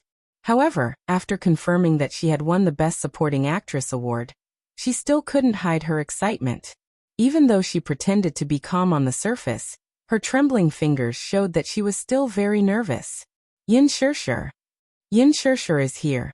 Oh my God, has she decided to return to the film and television industry? Impossible. The scene once again shifted to the man beside her. The audience was in an uproar. They had never thought that Muyaja would be there in person. It was said that the Xingyu Financial Group had invested heavily in the sponsorship of the National Drama Festival. However, no one doubted that Yin Shirshir's award had anything to do with the sponsorship of the Xingyu Financial Group. This was the charm of acting. She had used her acting skills to convince the audience and the judges. She had won this award, which was what everyone expected and deserved. Let's welcome our Beauty of the Century, Ms. Yin Shirshir, to the stage to receive the award. Yin Shirshir stood up slowly. Yang Mi, who was sitting beside her, immediately stood up and gave her sincere blessings and a gentle hug. Li Jiuxian also gave her a hug. Yin Shirshir lifted the hem of her dress and walked gracefully onto the stage. She took the trophy from the guest presenter and smiled shyly. Chapter 3308. The host smiled mysteriously and said, I heard that Yun Shirshir is not alone today. There was a commotion below the stage. On the big screen, the camera suddenly switched to Muyaja's face. When the latter saw his face suddenly appear on the screen, he raised his eyebrows in surprise and looked around. He was actually looking for the camera seriously. His small action was extremely cute in the eyes of everyone. The audience laughed knowingly. The fans were excited. They stood up, raised their lightboards and shouted in support. Boss! Boss! The attractive couple! The attractive couple! Muyaja and Yun Shirshir were known as the attractive couple, and the fans affectionately called Muyaja boss. The reason was that Muyaja was the president of Xingyu Financial Group, the big boss. Therefore they all gave Muyaja such a nickname. The host said enthusiastically, Let's applaud a little more. Let's invite the CEO of Xingyu Financial Group to the stage, okay? The applause was extremely intense. Muyaja widened his eyes in shock. He was a little surprised and hesitated whether he should go on stage or not. Yun Shirshir took the microphone and pretended to be concise and ordered, Come up. Muyaja immediately stopped smiling, stood up from his seat, and walked onto the stage. When the host saw this, it took him a long time to react. When Muyaja walked to the front of the stage, Ling Ren's height suddenly dwarfed him. He suddenly stood a little further away and said awkwardly, It's not scary to be on the same stage, but it's awkward to be shorter. Haha. There was laughter below the stage. Facing the camera, Muyaja appeared very calm. He naturally hugged Yun Shirshir and smiled without saying a word. The host teased again, Mr. Mu, I saw you looking around below the stage just now. What were you looking for? Muyaja's lips curled into a bashful smile. Yun Shirshir immediately chimed in. He's probably looking for a camera. How cute. The host continued, but when CEO Mu went on stage just now, he looked like a young daughter-in-law. Shirshir, who has the final say at home between you and Chairman Mu? I have the final say. She has the final say. The two of them spoke almost in unison.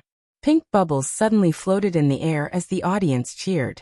Among the celebrities present, there were quite a number of single people who could no longer keep their composure. This was clearly a public display of affection. That was too much. The host also smiled and said, Since they said it in unison, it looks like it's true. I remember I saw in a news article that CEO Mu appeared on camera at a financial conference. He clearly had the demeanor of a domineering CEO. Why does it feel like he's a henpecked husband when he's beside Shirshir? Muyaja started to lose his cool and protested. No. Then let me ask you. The host asked. Who has the final say at home? Muyaja said honestly, Madam has the final say. The host beamed and asked again. Then who has the highest status? A certain big boss was obviously being led into a ditch, but he didn't realize it and still answered obediently. Madam has the highest status. Yun Shirshir covered her mouth and snickered. She felt that Muyaja was really too cute. The host asked again, Who's in charge of earning money and who's in charge of spending money? Big Boss Mu said again, I'm in charge of earning money and Madam is in charge of spending money. Chapter 3309. The MC replied, Oh. She smiled and shook her head. Then she turned around and asked the audience, Do you think someone like him is considered a slave to his wife? The audience cheered, Yes. The MC asked Yun Shirshir again, Shirshir. Yeah. Was what Mr. Mu said just now true? Are you basically in charge at home now? Yun Shirshir said reservedly, Basically, I'm in charge of the small things and he's in charge of the big things. Muyaja added quietly, There doesn't seem to be any big issues at home. When Yun Shirshir heard this, she broke into laughter. The MC pressed on and asked, Then, do you have a higher status in your family? A little, but just a little. In our family now, the one with the highest status is still the little princess. The little princess. The MC widened her eyes exaggeratedly and exclaimed, I haven't heard about it. When did you have a daughter? She's already 7 months old. 7 months. She's going to turn 1 soon. However, I think that Shirshir has never exposed her daughter in front of the cameras to protect her. It's said that once a woman becomes a mother, she will gain the charm that only mothers have. I think our Shirshir is a little different from before. Yin Shirshir smiled. What's the difference? The gentleness of a mother. Yin Shirshir blinked and said, wasn't I gentle in the past? The audience laughed knowingly. Yin Shirshir and the MC interacted tacitly. The MC paused and looked at Muyaja again. Now, it's Mr. Mu's turn to take the test. When Muyaja heard this, he thought it was a little strange. He raised his eyebrows and asked, what test? The MC pulled him aside mysteriously and said in a low voice, after the little princess is born, in Mr. Mu's heart, is his wife or his daughter higher? Muyaja said almost without thinking, his wife. When the MC heard this, she snorted and looked like she didn't believe him. He turned around and asked Yin Shirshir, Shirshir, are you satisfied with his answer? No. Yin Shirshir snickered and said, this answer doesn't count. The MC was interested and raised her eyebrows. Oh, there's something fishy. Yin Shirshir raised the microphone and replied, at home he will dote on his daughter. What about the two young masters? He will especially like daughters more, so in his heart, daughters will definitely have a higher status. Muyaja's lips curled into a helpless smile as he wiped the corner of his lips with his fingertips, not knowing whether to laugh or cry. There was an uproar. To everyone's surprise, though, the man actually preferred his daughter over his son. The host smiled and said, it's said that this daughter was her father's lover in his previous life. Yin Shirshir smiled shyly, but Muyaja continued, in my heart, Madam is still the most important. Because now all the happiness I have is because of her. I'm very lucky to have her in my life. She just happened to appear in my world at the right time. Chapter 33:10. Muyaja smiled as he hugged the back of her neck and planted a kiss on her forehead. Congratulations. Congratulations, my wife. Yin Shirshir was so touched that she almost cried. She hugged him tightly, surprised and happy. Until the two of them walked off the stage hand in hand, the crowd's envious gazes followed them. Lin Ji's eyes were filled with jealousy. However, jealousy was one thing. After experiencing some things, she had calmed down a lot. She knew that no matter how unwilling she was, some people should not be touched. After all, she knew that, while Yin Shirshir was weak, the man behind her was not to be trifled with. And he was definitely not a good person. Yin Shirshir was his reverse scale and his Achilles heel. She would not do anything stupid again. After all, she had learned her lesson. Lin Ji turned away and did not look at her. Returning to her seat, Youngmi looked at her with tears in her eyes and gave her a warm hug. Shirshir, you're so lucky. I wish you the best too. Congratulations. Thank you. Yin Shirshir glanced at Youngmi and Li Jiuxian and asked, how about you two? Since you've announced your relationship, when do you plan to get married? Li Jiuxian smiled gratefully. He had heard from Youngmi that it was Yin Shirshir who gave her the courage to announce it on such a sacred occasion. He held Youngmi's hand and smiled at her. There's no rush. After all, we've just announced our relationship. If we get married immediately, the fans will be unprepared. Moreover, I promised Mifu that I would give her a sacred wedding. No matter how big or small, we need to prepare seriously. This can't be rushed. Youngmi added, Shirshir, once the wedding date is confirmed, I'll send you an invitation immediately. You must come. Sure. Yin Shirshir smiled mischievously. I wonder if the sisters group is still looking for people? Youngmi was overwhelmed by the favor. With Yin Shirshir's current status, she was no longer someone she could invite. However, since she had taken the initiative to say that she wanted to join the sisters group, she was naturally more than willing. Sure. As long as you are willing to come, of course you can. Youngmi then asked Muyaja, Chairman Mu, are you coming too? If she's going, I'll naturally go too. What an honor. In front of Muyaja, Yangchang finally relaxed a little. After the National Drama Festival ended, many celebrities rushed to accept media interviews. Yin Shirshir was tired, so she turned down the interview and took a private jet back to Jingdu that very night. By the time she reached the capital, it was already early in the morning. When she got home and finished washing up, she was so tired that she lay on the bed. As soon as her head touched the pillow, she fell asleep. When Muyaja saw how tired she looked, he couldn't bear to torment her any longer, and hugged her to sleep. The next day Muyaja went to work as usual. Yin Shirshir only woke up in the afternoon. She walked into the cloakroom and found Yu wiping the trophy she brought back yesterday. Seeing that she was awake, Yu smiled happily. "Lazy mommy, you're finally awake?" "Oh, I woke up hungry." Yin Shirshir rubbed her flat belly and said pitifully, "Yu, did you save any good food for mommy?" "Of course. You can starve anyone, but you can't starve mommy." "Alright sis, I've breastfed her. I've changed her diapers too." Yu rebuked her. "She's sleeping now. Mommy, don't disturb her afternoon nap." "I know." Chapter 33:11. While Yu was cooking the noodles, Yin Shirshir sneaked into the baby's room and peeked at Yueyao. Sure enough, she saw her lying in the crib, sleeping soundly. She had her thumb in her mouth and was sleeping soundly. Yin Shirshir carefully removed her finger from her mouth.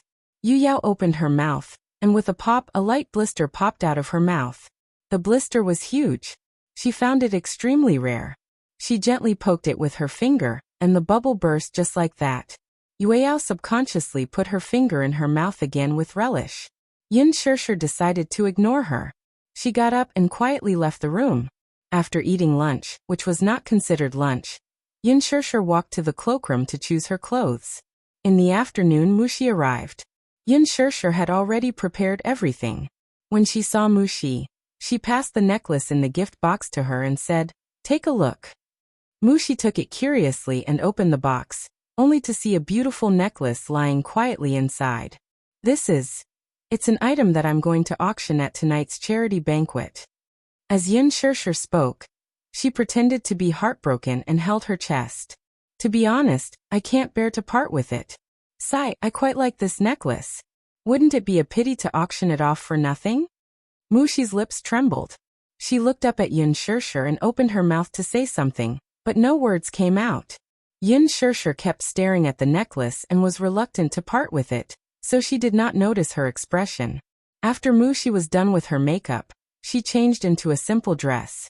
This dress was custom-made by a famous designer, but it was not considered an evening gown.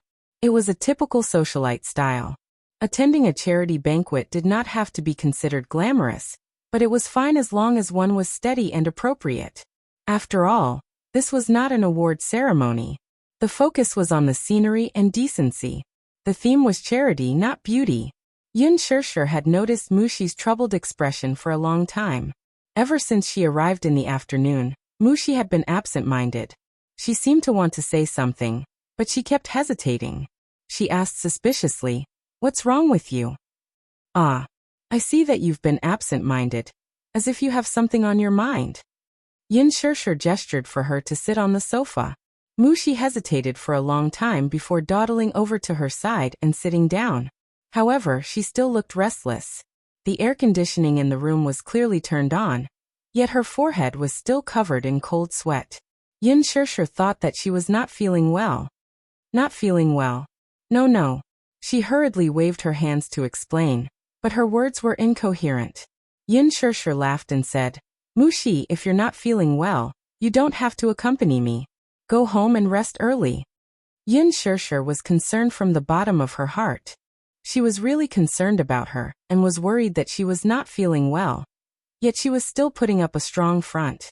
Mushi was upset when she heard this. She looked up, her eyes flickering. Looking at Yin Shirshir's sincere expression, she suddenly felt that she was extremely ugly. Yin Shirshir treated her so well, yet she actually made use of her. Mushi clutched the corner of her shirt tightly. Her eyes were red and her lips were trembling badly, but she was holding back her tears. What should I do? Should I be honest with her? Chapter 33:12. She was really conflicted. She kept feeling that no matter what choice she made, it would be wrong. Still, she really did not want to harm her.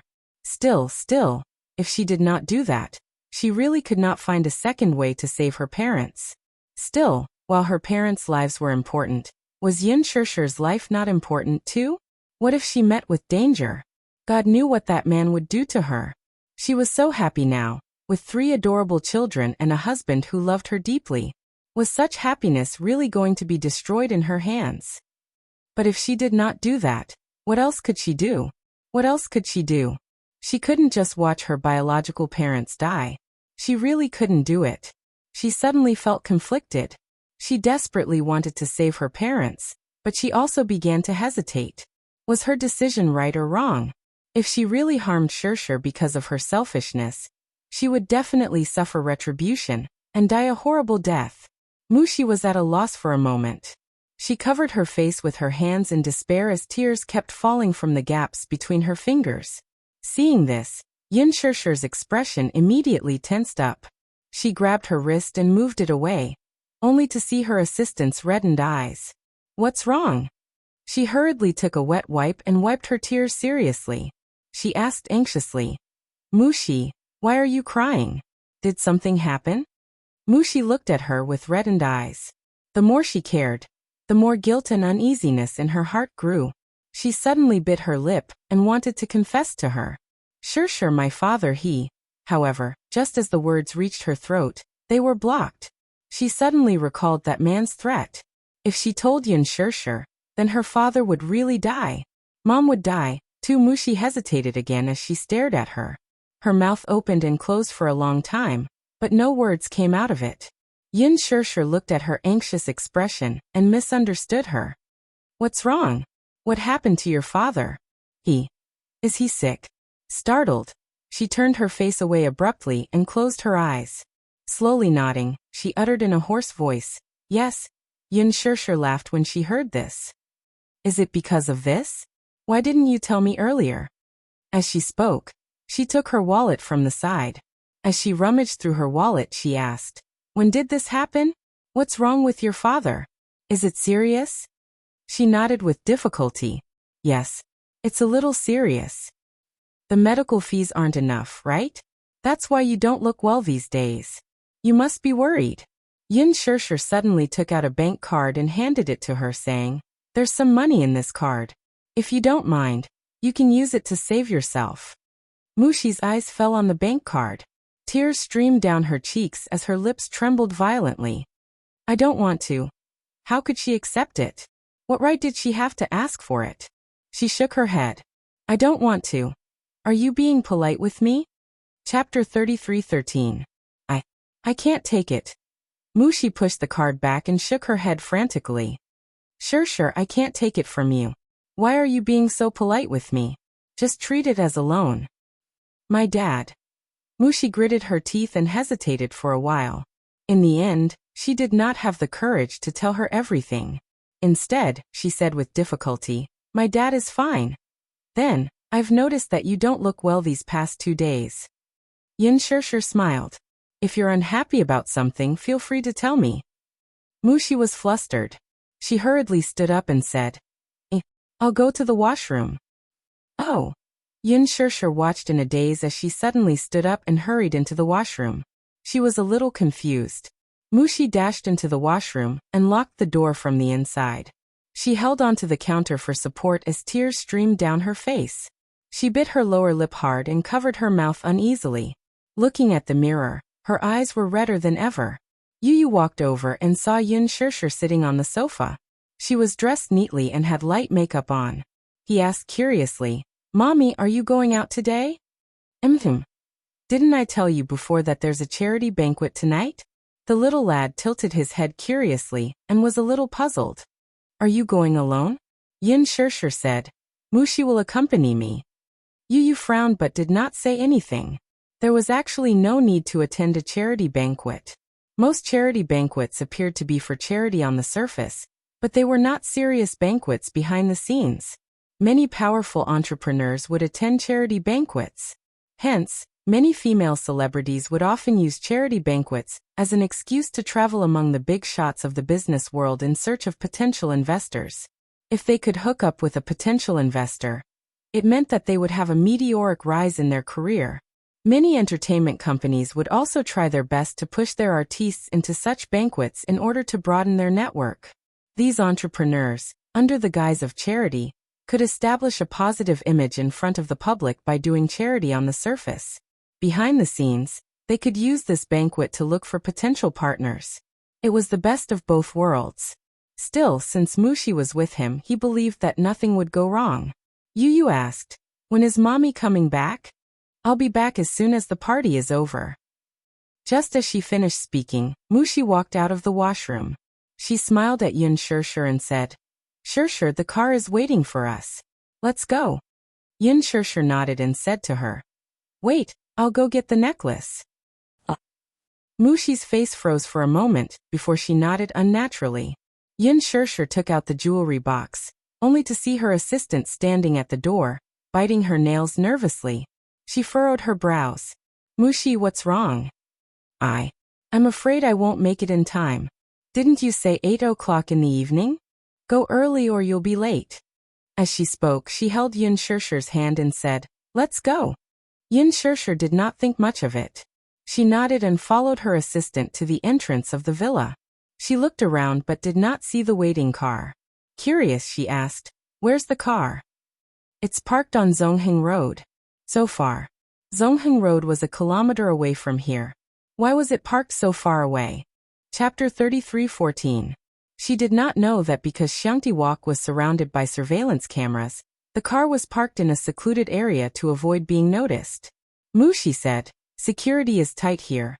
No parking is allowed at the entrance. As she spoke, she added, Shirshir, let's go. Don't be late. Yun Shirshir gradually had doubts in her heart, but when she saw Mushi's face, she trusted her completely and did not doubt her. Along the way, Mushi was a little quiet. Yun Shirshir was even more puzzled when she saw that, for some reason, her forehead was covered in cold sweat and her hands were trembling. Mushi. Do you know? You're acting weird today. Mushi laughed dryly. Weird? What's weird about it? I see that you're always absent-minded. Your hands are trembling, as if you're guilty of something. Yun Shirshir did not mince her words. Mushi's heart skipped a beat. Seeing this, Yun Shirshir was even more convinced of her judgment. Mushi, you're hiding something from me. This sentence made the already guilty Mushi's heart beat even faster.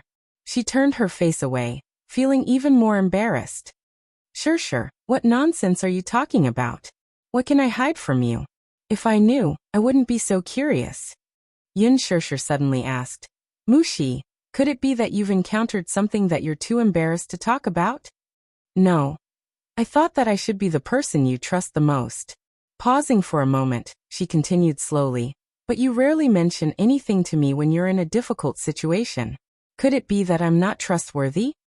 How is that possible? Mushi retorted. Shirshir, don't let your imagination run wild. Mushi, I really want to help you. Yun Shirshir smiled. Do you know? I trust you a lot, so I want to be the person you trust too. Mushi looked at her in a daze. Looking at Yun Shirshir's gentle eyes, her heart wavered for a moment.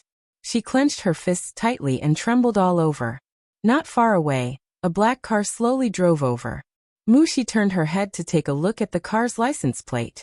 Knowing that someone was here, her eyes darkened. Yun Shirshir turned around and glanced at the car. She asked curiously, Is that the car? Mushi remained silent. When the car stopped steadily beside Yun Shirshir, the car door opened and two men in black suits stepped out.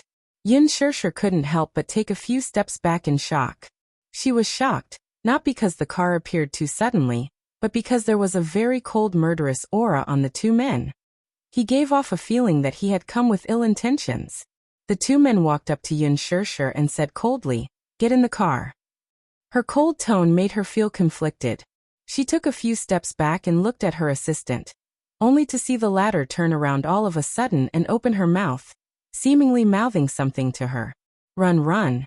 She was so nervous that she was sweating profusely. Yun Shirshir frowned but didn't understand. Mushi, what did you say? Mushi gritted her teeth in confusion. Before she could walk toward her, the two men behind her had already taken a few steps toward her. Yun Shirshir looked at them warily. What are you doing? Get in the car. How do I know who you are and where you're taking me? Yun Shirshir looked at her assistant. Mushi, who are they? Chapter 33:15. Run! Mushi screamed hysterically all of a sudden. She rushed over, grabbed Yun Shirshir's hand, and ran in the opposite direction. Yun Shirshir was stunned and did not understand what had happened. However, when she saw Mushi's nervous expression, She also became nervous and subconsciously ran with all her might. However, they were women after all. Mushi was wearing sports shoes and could run fast, but Yin Shirshir was wearing wedge heels and could not run fast at all. Yin Shirshir heard the footsteps behind her and nervously kicked her high heels further away and ran barefoot. Her feet were scraped by the cement floor and were bleeding. However, in less than 10 seconds, they were quickly caught up by two men in black. One in front and one behind. They surrounded them. Mushi became nervous and immediately reached out to block Yin Shirshir. She looked at them in shock. What are you guys trying to do? Hand her over. No. Mushi shrieked. You can't take her away. Don't forget your deal with the boss. One of the men threatened coldly. Take her away, and we'll let your parents go. This is the agreement in the deal.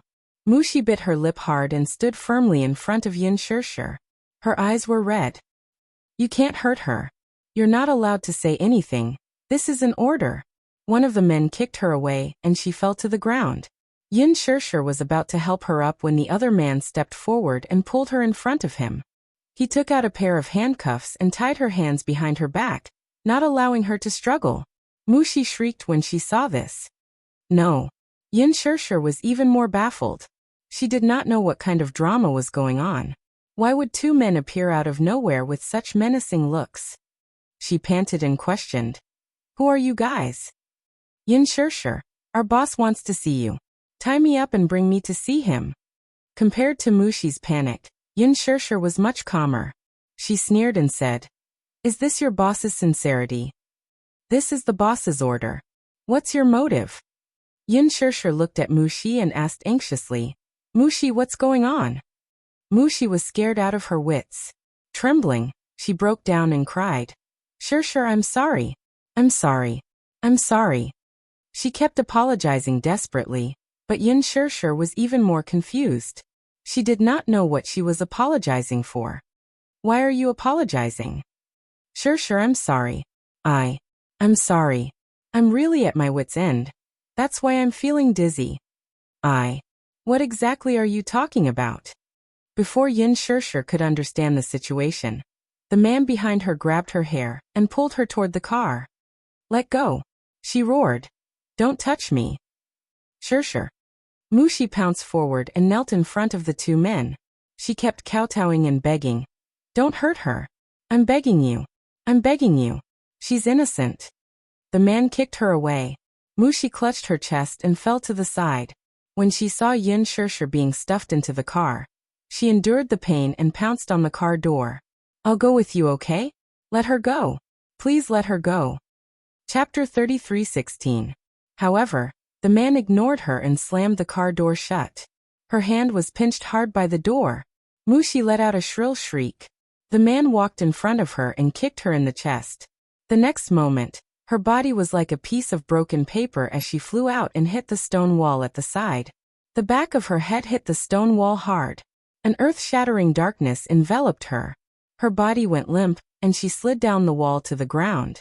Her eyelids drooped loosely. The car door closed. Yin Shirshir nervously pressed herself against the window. She looked at Mushi, who was lying on the ground, and shouted something. However, the car's soundproofing was excellent, so her voice could not be heard. Mushi tried to lift her heavy eyelids, but she could only watch as the black car sped away and disappeared from her sight. Shirshir. Yu sat in the study feeling uneasy. Ever since Yin Shirshir left, he felt uneasy for some reason, as if something big was about to happen. This was probably the magical telepathy between mother and son. On the other hand, he felt that Mushi was too strange today. She looked absent-minded, evasive and inexplicably guilty. He inadvertently caught her looking at Yin Shirshir with remorse, pity, and guilt in her eyes. This made him feel that something was amiss. He sent Li Hanlin to investigate the charity banquet, but there was still no reply. Impatient of waiting, he called again to urge him. Li Hanlin quickly found some clues. I've checked all the channels, but there's no news of a charity banquet being held in the capital tonight. Hearing this, Yu stood up abruptly with a look of astonishment. What?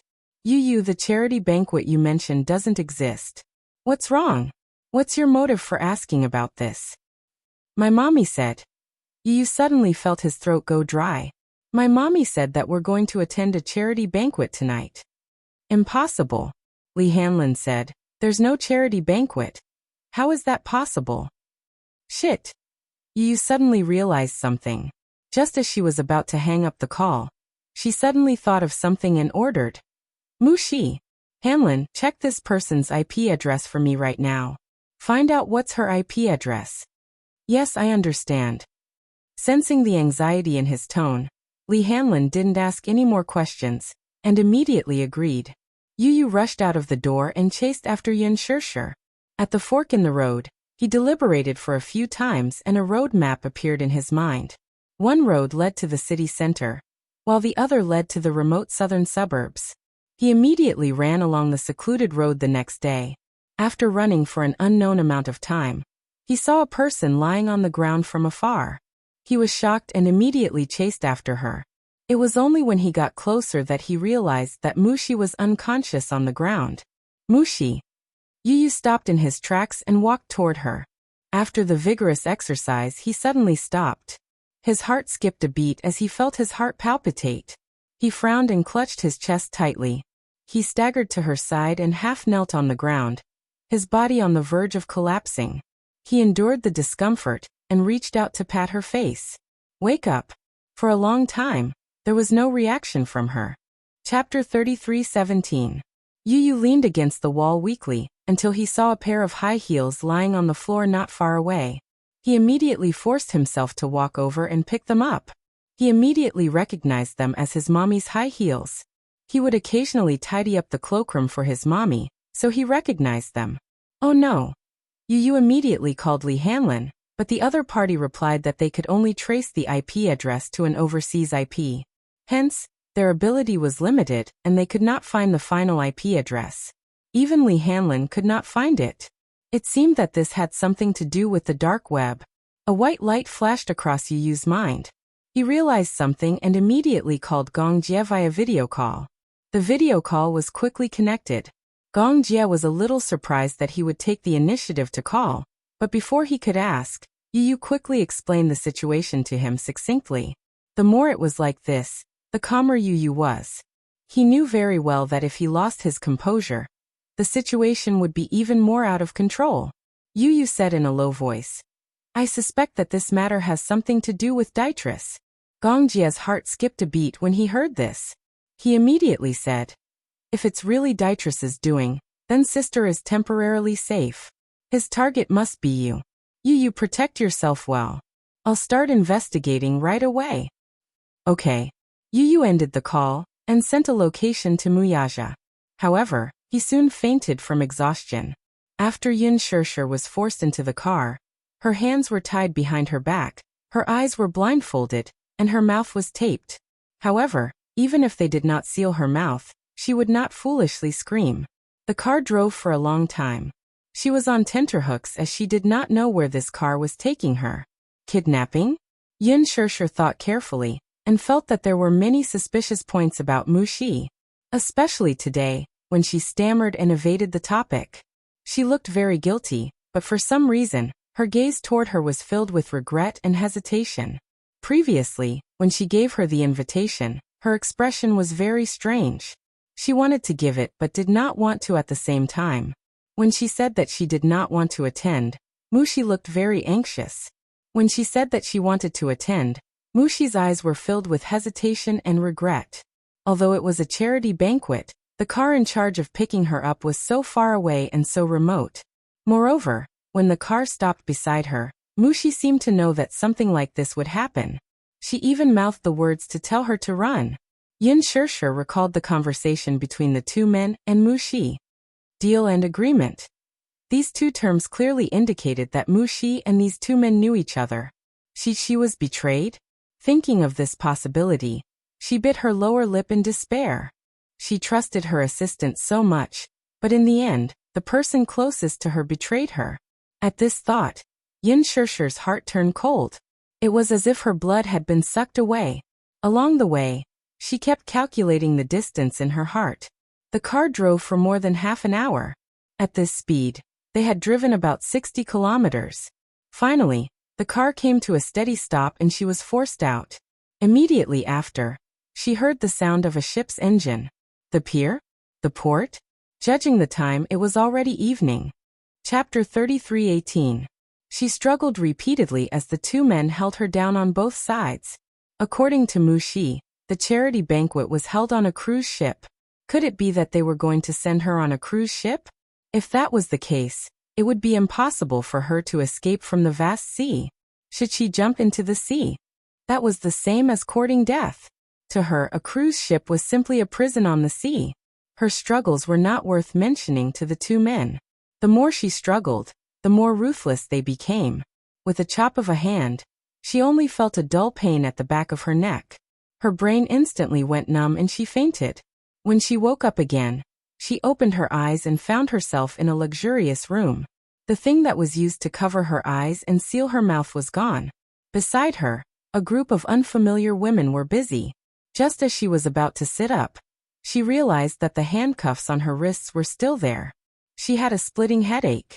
It seemed that the man had used too much force in his chop, resulting in the after effects. Her head was throbbing with pain as if her brain was turning upside down. Suddenly, she felt something strange on her body. Half of her shoulder was exposed to the air. She looked down. She didn't know when, but someone had changed her into a dress. It was a strapless fishtail dress that accentuated her exquisite figure. The exquisite and gorgeous outfit made it seem as if she had not been kidnapped, but that there was an important and eye-catching banquet waiting for her. "What are you doing?" Yin Shirshir questioned them sternly. "What exactly are you doing?" However, the few women in front of her did not seem to hear her. They did not even turn their heads as they busied themselves with the things at hand. Yin Shirshir could not help but wonder if they did not exist in the same space as her, or if they were all deaf and could not hear her. A woman dressed as a servant walked over with an expensive diamond necklace in her hand. It seemed that she was going to put it on her. Yin Shirshir struggled to retreat and shouted at her at the top of her lungs. "Get lost! Don't touch me!" She shouted so loudly, but the woman in front of her still did not seem to hear her. She was like a puppet that had been wound up and had no emotions of her own. The more this kind of environment was, the more creepy it was. Looking at the expressionless women who looked like walking corpses in front of her, Yin Shirshir's heart fell into the abyss of despair. Who could tell her what was going on? "What are you trying to do?" Her voice trembled violently as she stared straight at her. She watched helplessly as she tied the diamond chain around her ankle. It was an anklet. The cold touch made people feel that the beauty of the diamond was extremely strange. The soundproofing of the room was very good. However, Yin Shirshir looked around and could vaguely tell that they were on a cruise ship. That was because she could vaguely hear the sound of wind and waves outside the room. On the deck, there were people walking to and fro. Every footstep made her tremble in fear. There was a kind of despair of being alone and helpless, immediately surrounding her. "Help! Save me!" She shouted helplessly in her heart, but she didn't dare to shout.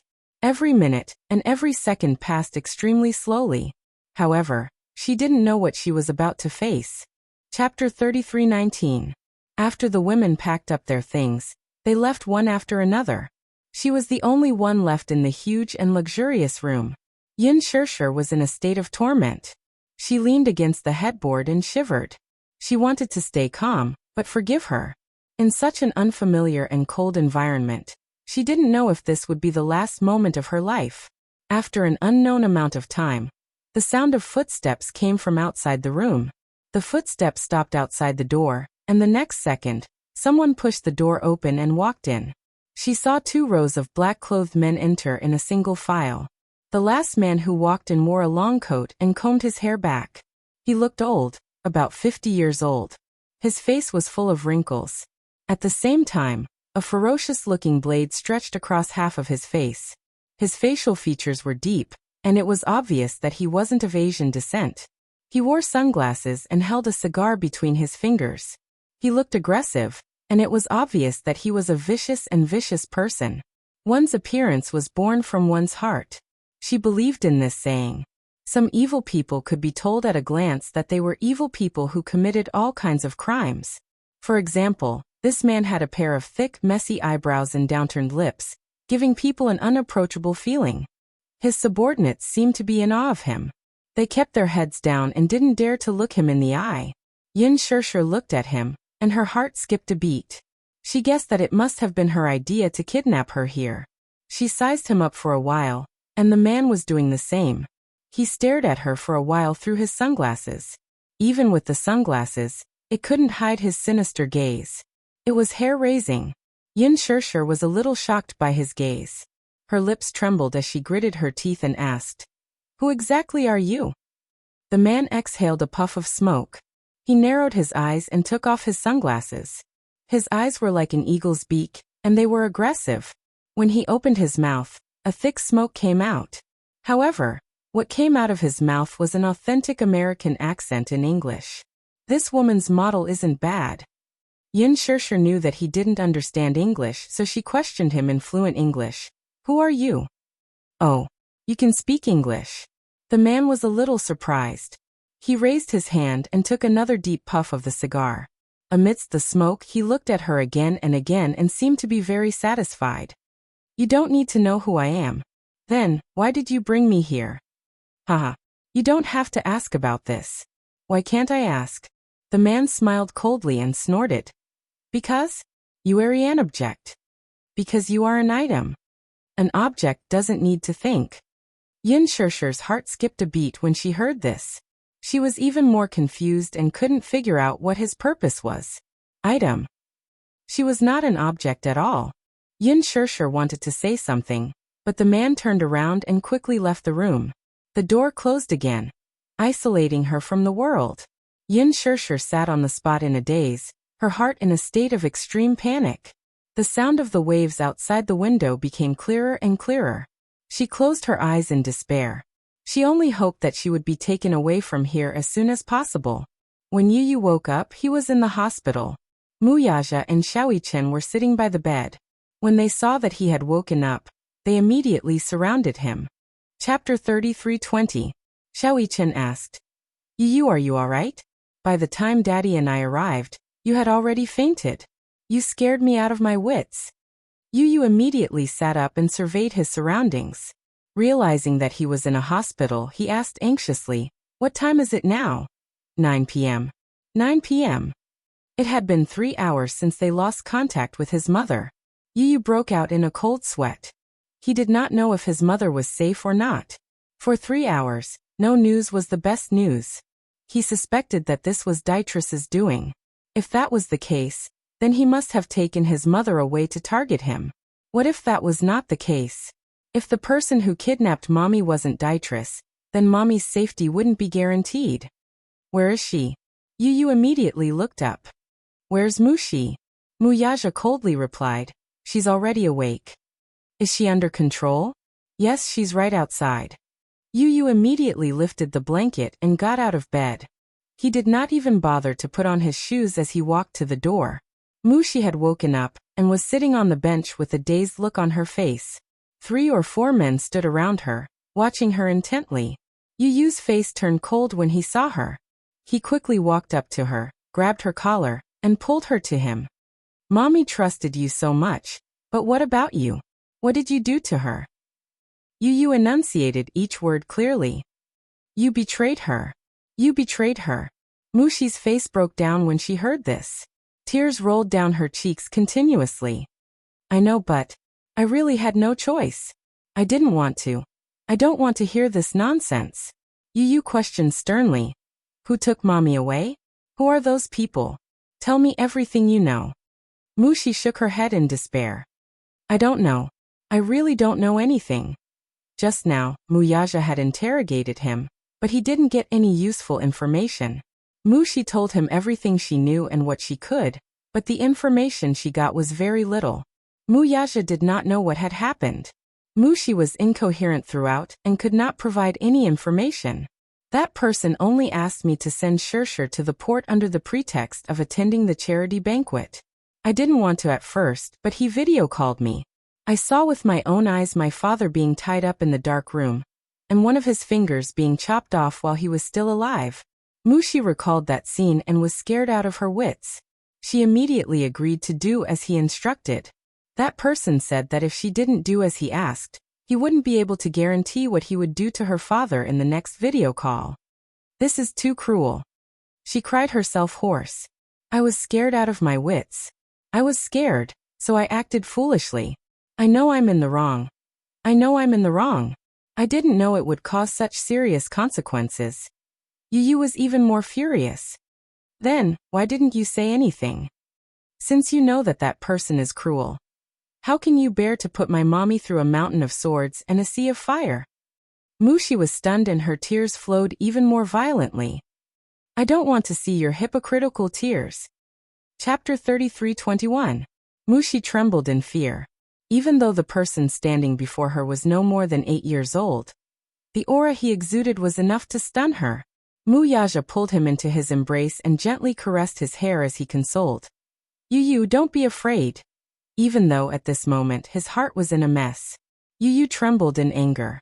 He thought of how heartbroken his mommy would be if she found out that he had been betrayed by Mushi. Muichin said, Yu, don't worry. No news is the best news for now. It's just that we're all in the dark now. We can't find mommy's whereabouts, let alone know who the mastermind is. Still, I think that the mastermind is using mommy as a hostage to negotiate with someone. After a pause, he asked Muyaja suspiciously, Daddy, have you offended anyone recently? Muyaja pursed his lips and shook his head. No. Yu clenched his fists and said solemnly, Maybe. I'm right. What? It must be Dietrich. His sixth sense could not be wrong. His phone rang all of a sudden. Yu thought that it was a video call from Gongjia. He quickly took out his phone, only to see an unfamiliar IP call pop up on the screen. His heart skipped a beat and he picked it up without hesitation. Following the frequency of the call, the video gradually changed. In the video, a man was sitting on a chair, and a ferocious face came into view. Little guy, how have you been? Muyaja furrowed his brows in shock. This man's face was very unfamiliar, so he naturally could not recognize him. However, this did not mean that Yu could not recognize him. Dietrich? Yu had not seen Dietrich's face before, so he raised a brow in suspicion. So smart. I couldn't believe it. I even doubted if the legendary genius of the Hurricane Group was really only 8 years old. I only believed it when I saw it with my own eyes. In the video, Dietrich was in a dark environment, which was probably used to store miscellaneous items on the cruise ship. Even though the video's resolution was limited, he could still see the dust flying in the air. Mushi raised her head when she heard the voice. Even though his voice when he spoke to her earlier, it was too easy to recognize this man's voice. It was gloomy, hoarse, and chilling. It's him. She recognized him. She moved closer to the phone and stared at the man's face as she yelled, What did you do to Shir? She was speaking in Chinese, but Dietrich didn't understand Chinese, so he misunderstood her meaning. Do you want to see your parents? Sure. Dietrich signaled with his eyes, and the camera quickly turned to the other side. Under the dim light, Mushi saw with her own eyes that her parents were tied to an iron pillar with iron chains tightly binding them. There were no injuries on their bodies. It seemed that Dietrich did not torture them too much. However, after being imprisoned for a long time, their mental state looked terrible. Their heads were hung low, and it was unknown if they were awake or unconscious. It was unknown whether they were dead or alive. Yu finally understood why Mushi did this. It turned out that Dietrich had kidnapped her parents. Despicable. Shameless. Cunning old fox. Chapter 33:22. Mushi's facial muscles twitched as she gritted her teeth. Hating this man to the core, she shouted at the top of her lungs, Let them go now. Yu replied coldly, He won't let them go. What? Who do you think he is? A philanthropist? Don't even think about living once they're in his hands. The next second, Dietrich's voice was heard in the video. According to our agreement, I should have let them go. However, it's a pity that you've broken your promise. Our deal is no longer valid. What I promised you naturally doesn't count either. Mushi, who did not understand English, was at a loss. However, she soon saw 2 men step forward and untie the ropes binding them. They then fell limply to the ground. Ah, she cried out nervously. She saw 2 men holding her father and mother by the collar and walking to a cabin door. They opened the cabin door. And as the cruise ship sailed through the wind and waves, the blue waves came into view. She finally understood what this man was trying to do. She screamed, "No!" Before she could finish her words, the man in the video kicked her mother out of the door. Her body sank heavily into the sea and was quickly swallowed by it. Mushi watched this scene in disbelief. She fell to the ground in a daze as big drops of tears rolled down her cheeks. Her whole body trembled violently as she looked at the camera again. In the video, Mushi's father woke up abruptly. He looked at the man and opened his mouth to scream. Mushi thought that he was too frightened to speak, but Yu knew very well that the reason he was screaming was not just out of fear, but because his tongue had been cut off. How cruel! Yu clenched his fists tightly. The next second, Mushi's father was pushed out of the door. His body sank into the sea, but he quickly floated up. He kept struggling, but he was soon swallowed by the waves created by the cruise ship. Mushi broke down and screamed, "No!" The cabin door was closed. Dietress's cruel methods were hair-raising. Muichin was dumbfounded as his heart clenched tightly. He was not in the mood to care about Mushi's parents. Instead, he was worried about Yin Shirshir's safety. Dietress was vicious and merciless. He did not say a word of nonsense. Just like the scene just now, he was ruthless and decisive. There was almost no hesitation in killing them. It was as if two lives were as lowly as grass in his eyes. There was no doubt about this, though. After all, he was the boss behind the dark web. His business of kidnapping women from all over the world and selling them at a high price. Even Muichin, who had seen many deaths, was frightened out of his wits by this scene. Yu gritted his teeth. "Where's my mommy? Do you want to see her?" Dietress laughed coldly. "But unfortunately, she will be the highlight of the auction." "Auction?" The boy was shocked. "What do you want?" "This lunatic." "Dietress, she's death, do you know? I lost a total of 3 billion USD because of you." Yu pursed his lips tightly and said in a low voice, 3 billion, is it? I'll compensate you." "Oh, do you have the money to do that? Give me one night. I'll prepare it immediately." Chapter 33:23. One night. Haha. I can't wait that long. Dietress proposed a deal. "I'll only give you 2 hours. 2 hours. It was impossible to prepare so much cash at once. Dietress was demanding an exorbitant price. It was not that he did not have the ability to fulfill it, but the reality was that it was already the middle of the night. Even if there was an account turnover, there would be backstage operations. What he wanted was cash. Where would he get so much? 3 billion USD. Not every bank had such a shocking amount of foreign reserves. Moreover, the banks were closed now. If he urgently informed the bank management that he needed to withdraw 3 billion USD in cash, it would be as difficult as ascending to the heavens. Moreover, he had to appear at the port in 2 hours. Otherwise, his mother's safety would be in danger. However, if he relied on the Hurricane Group, 3 billion would not be difficult. As far as he knew, most of the transactions of the Hurricane Group were cash transactions.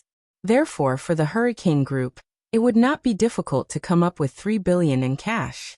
However, it would take some time for the Gongjie to arrive from the Hurricane Group. Dietress said, "Remember, I want cash. 2 hours later, I'll send someone to pick you up at the port. If you can't wait for the 3 billion, don't blame me. It's not like I didn't give you a chance." Yu could not care less and agreed immediately. "Okay. I promise you. Remember, 2 hours later, you have to come alone with cash. If you bring someone else, my bullets won't have eyes." Dietress was very cunning. He knew that one more person meant one more danger. If it was a child, he could still control it. However, if he brought an adult, there would be more uncertainty. He was not stupid enough to take the risk. "I want to see the person first," Yu requested. Dietress laughed when he heard that. "You think I'm negotiating with you?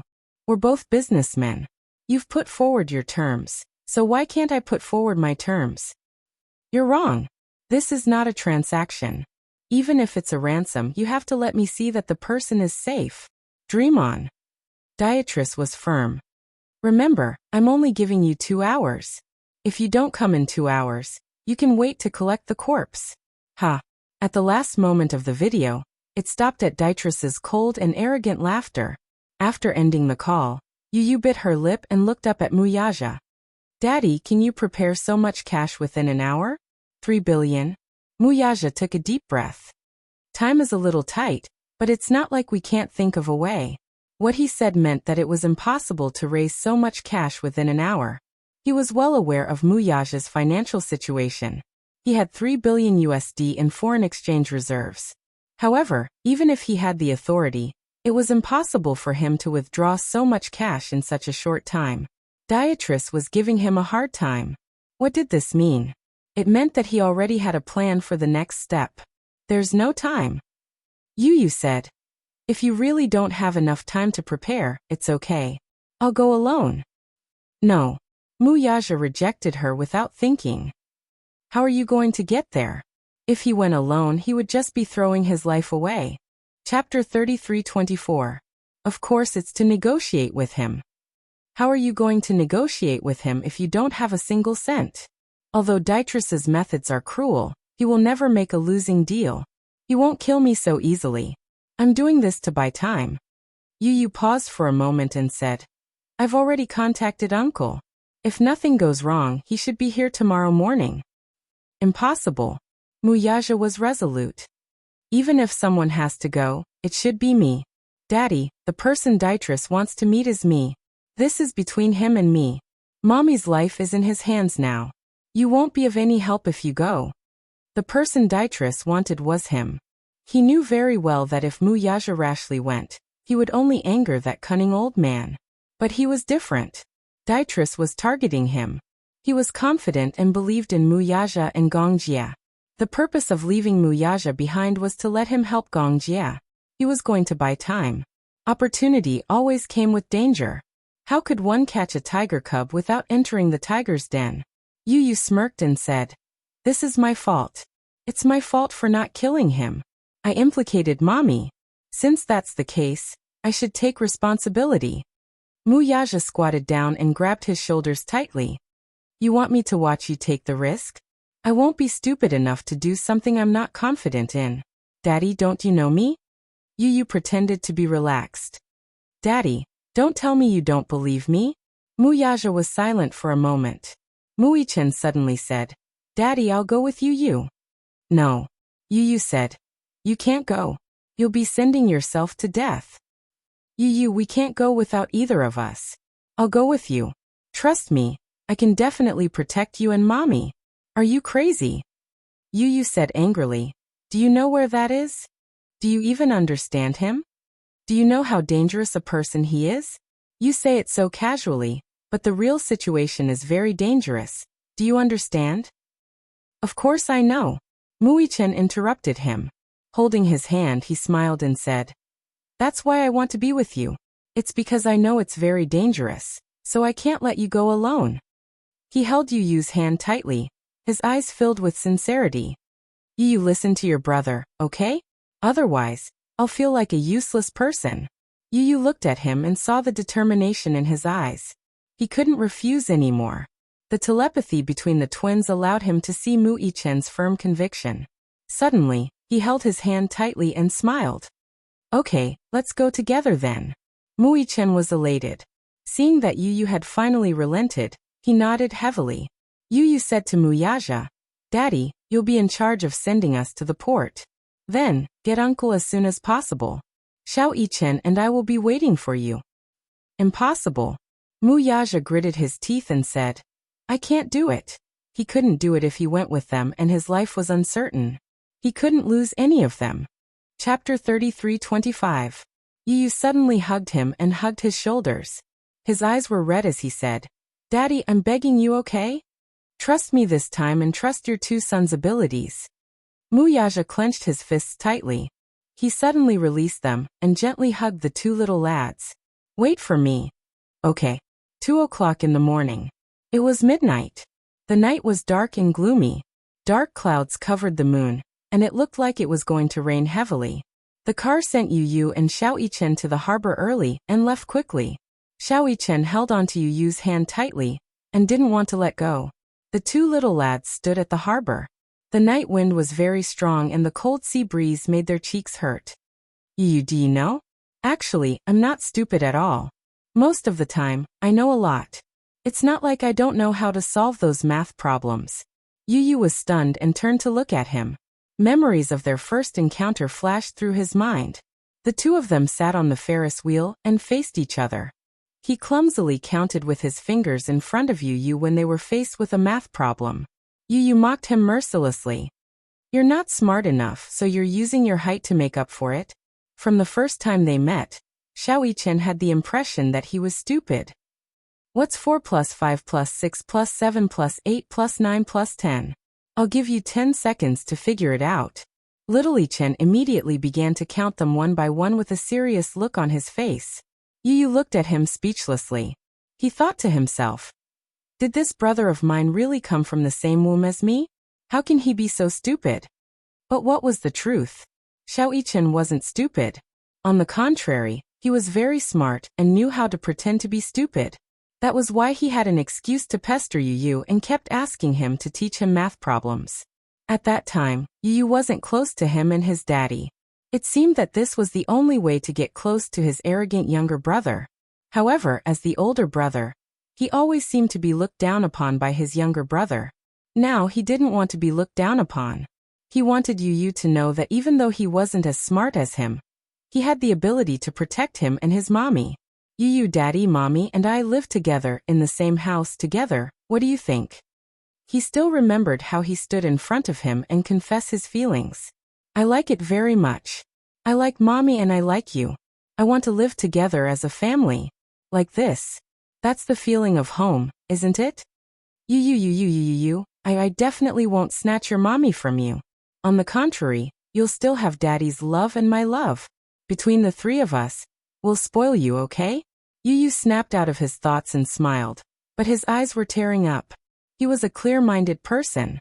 How could he not know that Xiao Yichen was pretending to be stupid? As the older brother, he was deliberately giving in to him. No matter how much he bullied him, Xiao Yichen would just laugh it off. Look! Xiao Yichen raised his wrist and waved it in front of Yu. Do you still remember this necklace? Under the moonlight, the amethyst necklace on Mu Yichen's wrist shone brightly. Of course I remember. Yu raised his wrist and put it together with Yu's. The identical amethyst necklace on both wrists was beautiful and in sync. Chapter 33:26. I swear I'll protect you forever. Little Yichen's fingers interlocked with his brother's tightly. The twins had a tacit understanding of each other, so there was no need for words. They could understand each other's hearts. Not far away, the sound of a ship's engine could be heard. However, the cruise ship did not approach the port. Instead, it sent a yacht over. Yu held on to him with one hand and carried the suitcase with the other until the yacht sailed towards them. There were two men on the yacht. When they approached the port, they were shocked to see two identical children standing together. Why were there two children? Wasn't there only one? Moreover, where was the 3 billion in cash that they agreed on? Don't tell him that the money was in the suitcase that the child was carrying. How much money could such a small suitcase contain? The two children looked too similar. In the past, Yu was much shorter than Xiao Yichen. However, in the past year, Yu had grown rapidly and was gradually catching up to Xiao Yichen's height. The two of them were almost the same height, so it was even harder to tell them apart. Why are there two? The man muttered in English. Yu said calmly, isn't it better to have two people as hostages? This isn't a losing deal. The man immediately picked up the radio and made a call. It was obviously to Dietrich. No one knew what he said. After hanging up, he came ashore and snorted coldly. No matter how many people there are, we have to follow the rules. Yu handed the suitcase to him calmly. How much is here? Yu said calmly, $500 million. The man took the suitcase and was about to open it when he realized that there was a combination lock. This combination lock was different from other common combination locks. This combination lock consisted of 5 digits and an iris recognition system.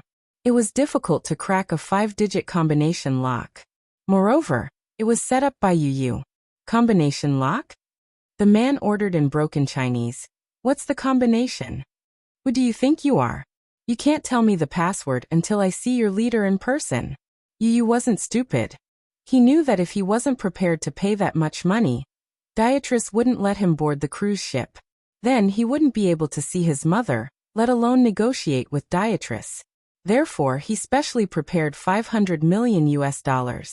That phone call just now was the man following Dimitri's instructions on how to deal with it. However, from the looks of it, his guess was right. If he took the briefcase away, there was no need for him and Mui-chen to keep their lives. Yu saw a gun on his waist. That gun must be used to end his life. Beatrice must have told his subordinate to kill him as soon as he got the cash. Therefore, he had specially set up a strict password lock. Of course, he would not hand over the password lock so easily. Otherwise, once he got the money, they would be shot on the spot and their bodies would be thrown into the sea. Yu had made a careful plan beforehand. He even knew Beatrice's trump card. This man was so cunning that he had to be on guard. Otherwise, he wouldn't have brought Mui-chen into danger. The man was indeed annoyed. He immediately pulled out his gun and pressed it against Yu's forehead. He said fiercely, "Are you playing with me?" Chapter 33:27. You've misunderstood. How dare I joke around with my life? Be smart and hand over the password. If I tell you the password, I'll be shot between my eyebrows by this gun in your hand and drown in the sea. His words were truly shocking. The man widened his eyes and immediately reacted. He pressed the muzzle of the gun even tighter. Do you believe that I'll kill you right now? The cold pistol was emitting cold air from the pitch-black hole. Mui-chen was so nervous that he broke out in a cold sweat. He was even prepared to grab the gun at any moment. Yu was calm enough. Instead, he smiled and said, "If you kill me, your boss's $3 billion will be gone. Oh right, I forgot to mention that other than me, no one else can open this password-protected box. Let me board the ship." Yu opened his arms and said calmly, "I have a deal that I want to discuss with your boss." The man looked at him suspiciously. Then he put the gun away and began to search Yu and Xiaoyi-chen's bodies. When he was sure that they were not carrying any equipment or weapons, he snorted coldly. "Give me your hands." Mui-chen did not understand what he meant. Yu raised his hands and allowed the man to handcuff his wrists. The latter immediately understood and obediently extended his hands, allowing his wrists to be handcuffed. The two little munchkins boarded the yacht successfully. As soon as Mui-chen and Yu boarded the yacht, they were led to the VIP cabin. The yacht was huge. It was a few hundred meters from the entrance to the VIP cabin where Beatrice was. When a door opened, Mui-chen and Yu walked in. Beatrice was sitting on the leather sofa. When he saw the two little munchkins, he asked in confusion, "Why are there two of you?" Why are there two kids?" Yu raised her head and met Dimitri's eyes expressionlessly. "Dimitri, we finally meet. The other one is?" "You don't need to know who it is." Yu looked up and said to Dietrich, "Now can you remove the handcuffs on our hands?" Beatrice looked at him warily. Yu tilted her head innocently and said contemptuously, "Don't tell me you're afraid of two weak children? What a joke." Immediately, someone unlocked the handcuffs on Yu and Xiaoyi-chen. Yu naturally sat down opposite him. She smiled and said, "Mr. Beatrice, due to Hurricane Group's negligence, we're deeply sorry for the losses we've caused you. So, we're here to express our gratitude." Yu signaled with her eyes. Xiaoyi-chen immediately understood and walked forward. She placed a suitcase on the table and unlocked it in front of everyone. She slowly pushed the suitcase full of US dollars in front of Beatrice. Diderus glanced at them indifferently and couldn't help but frown. The US dollars were stacked neatly in the suitcase.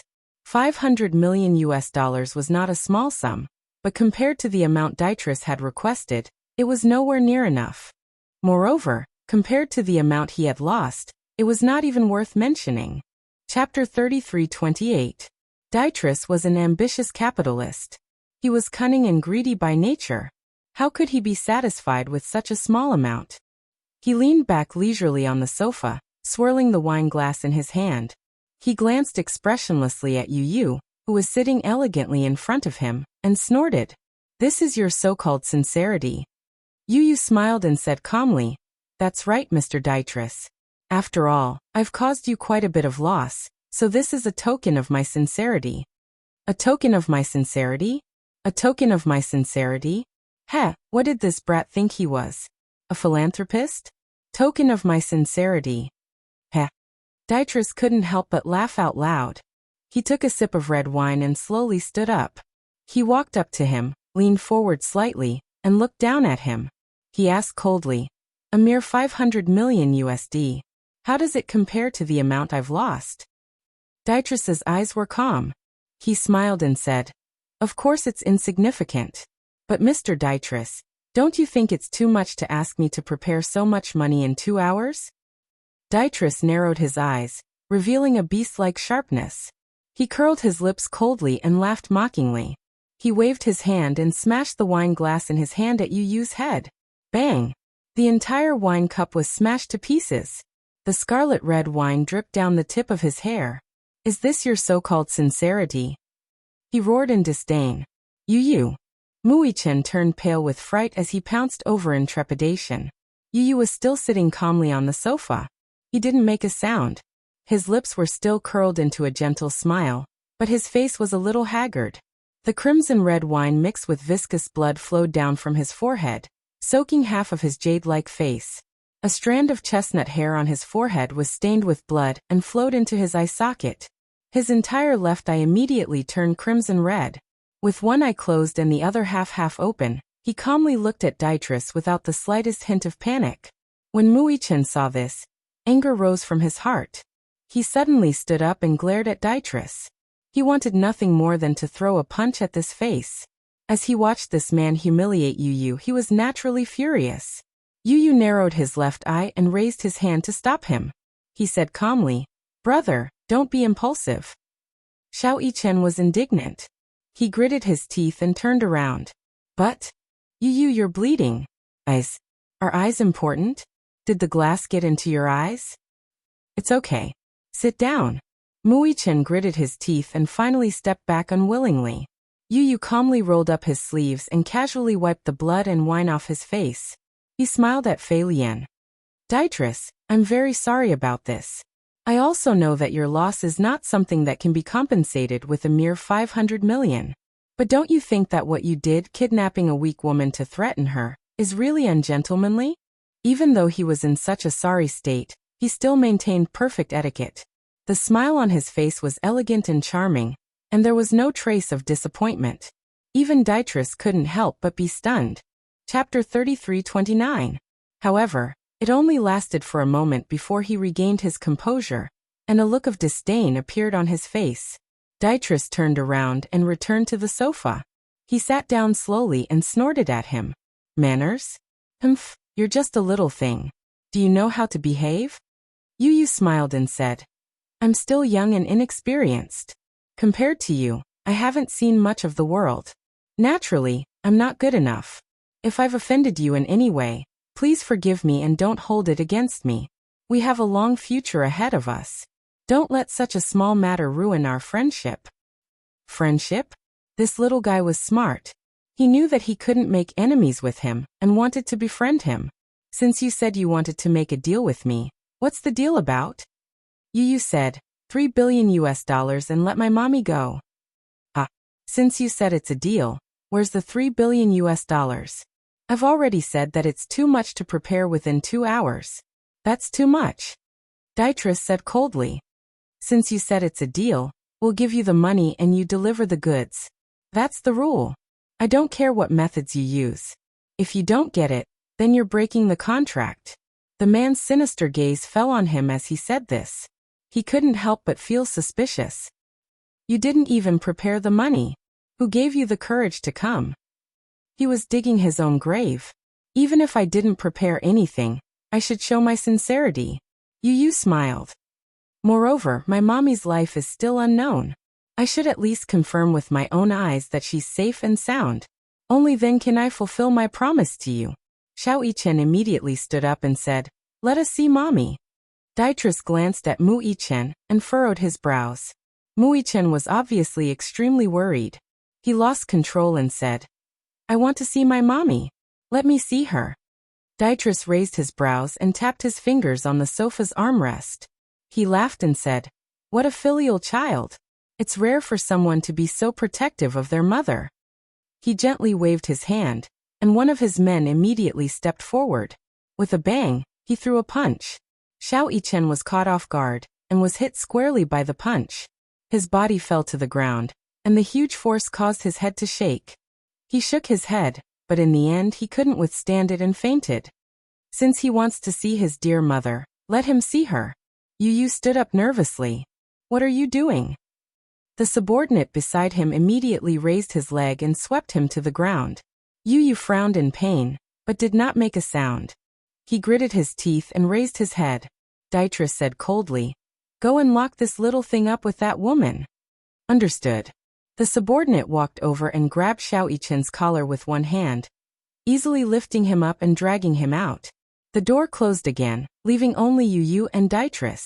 Yu looked worriedly in the direction of the door. His face was full of fear, but there was a victorious smile in his eyes. He struggled to get up from the ground and said, "Give me 5 hours. I'll fulfill my promise."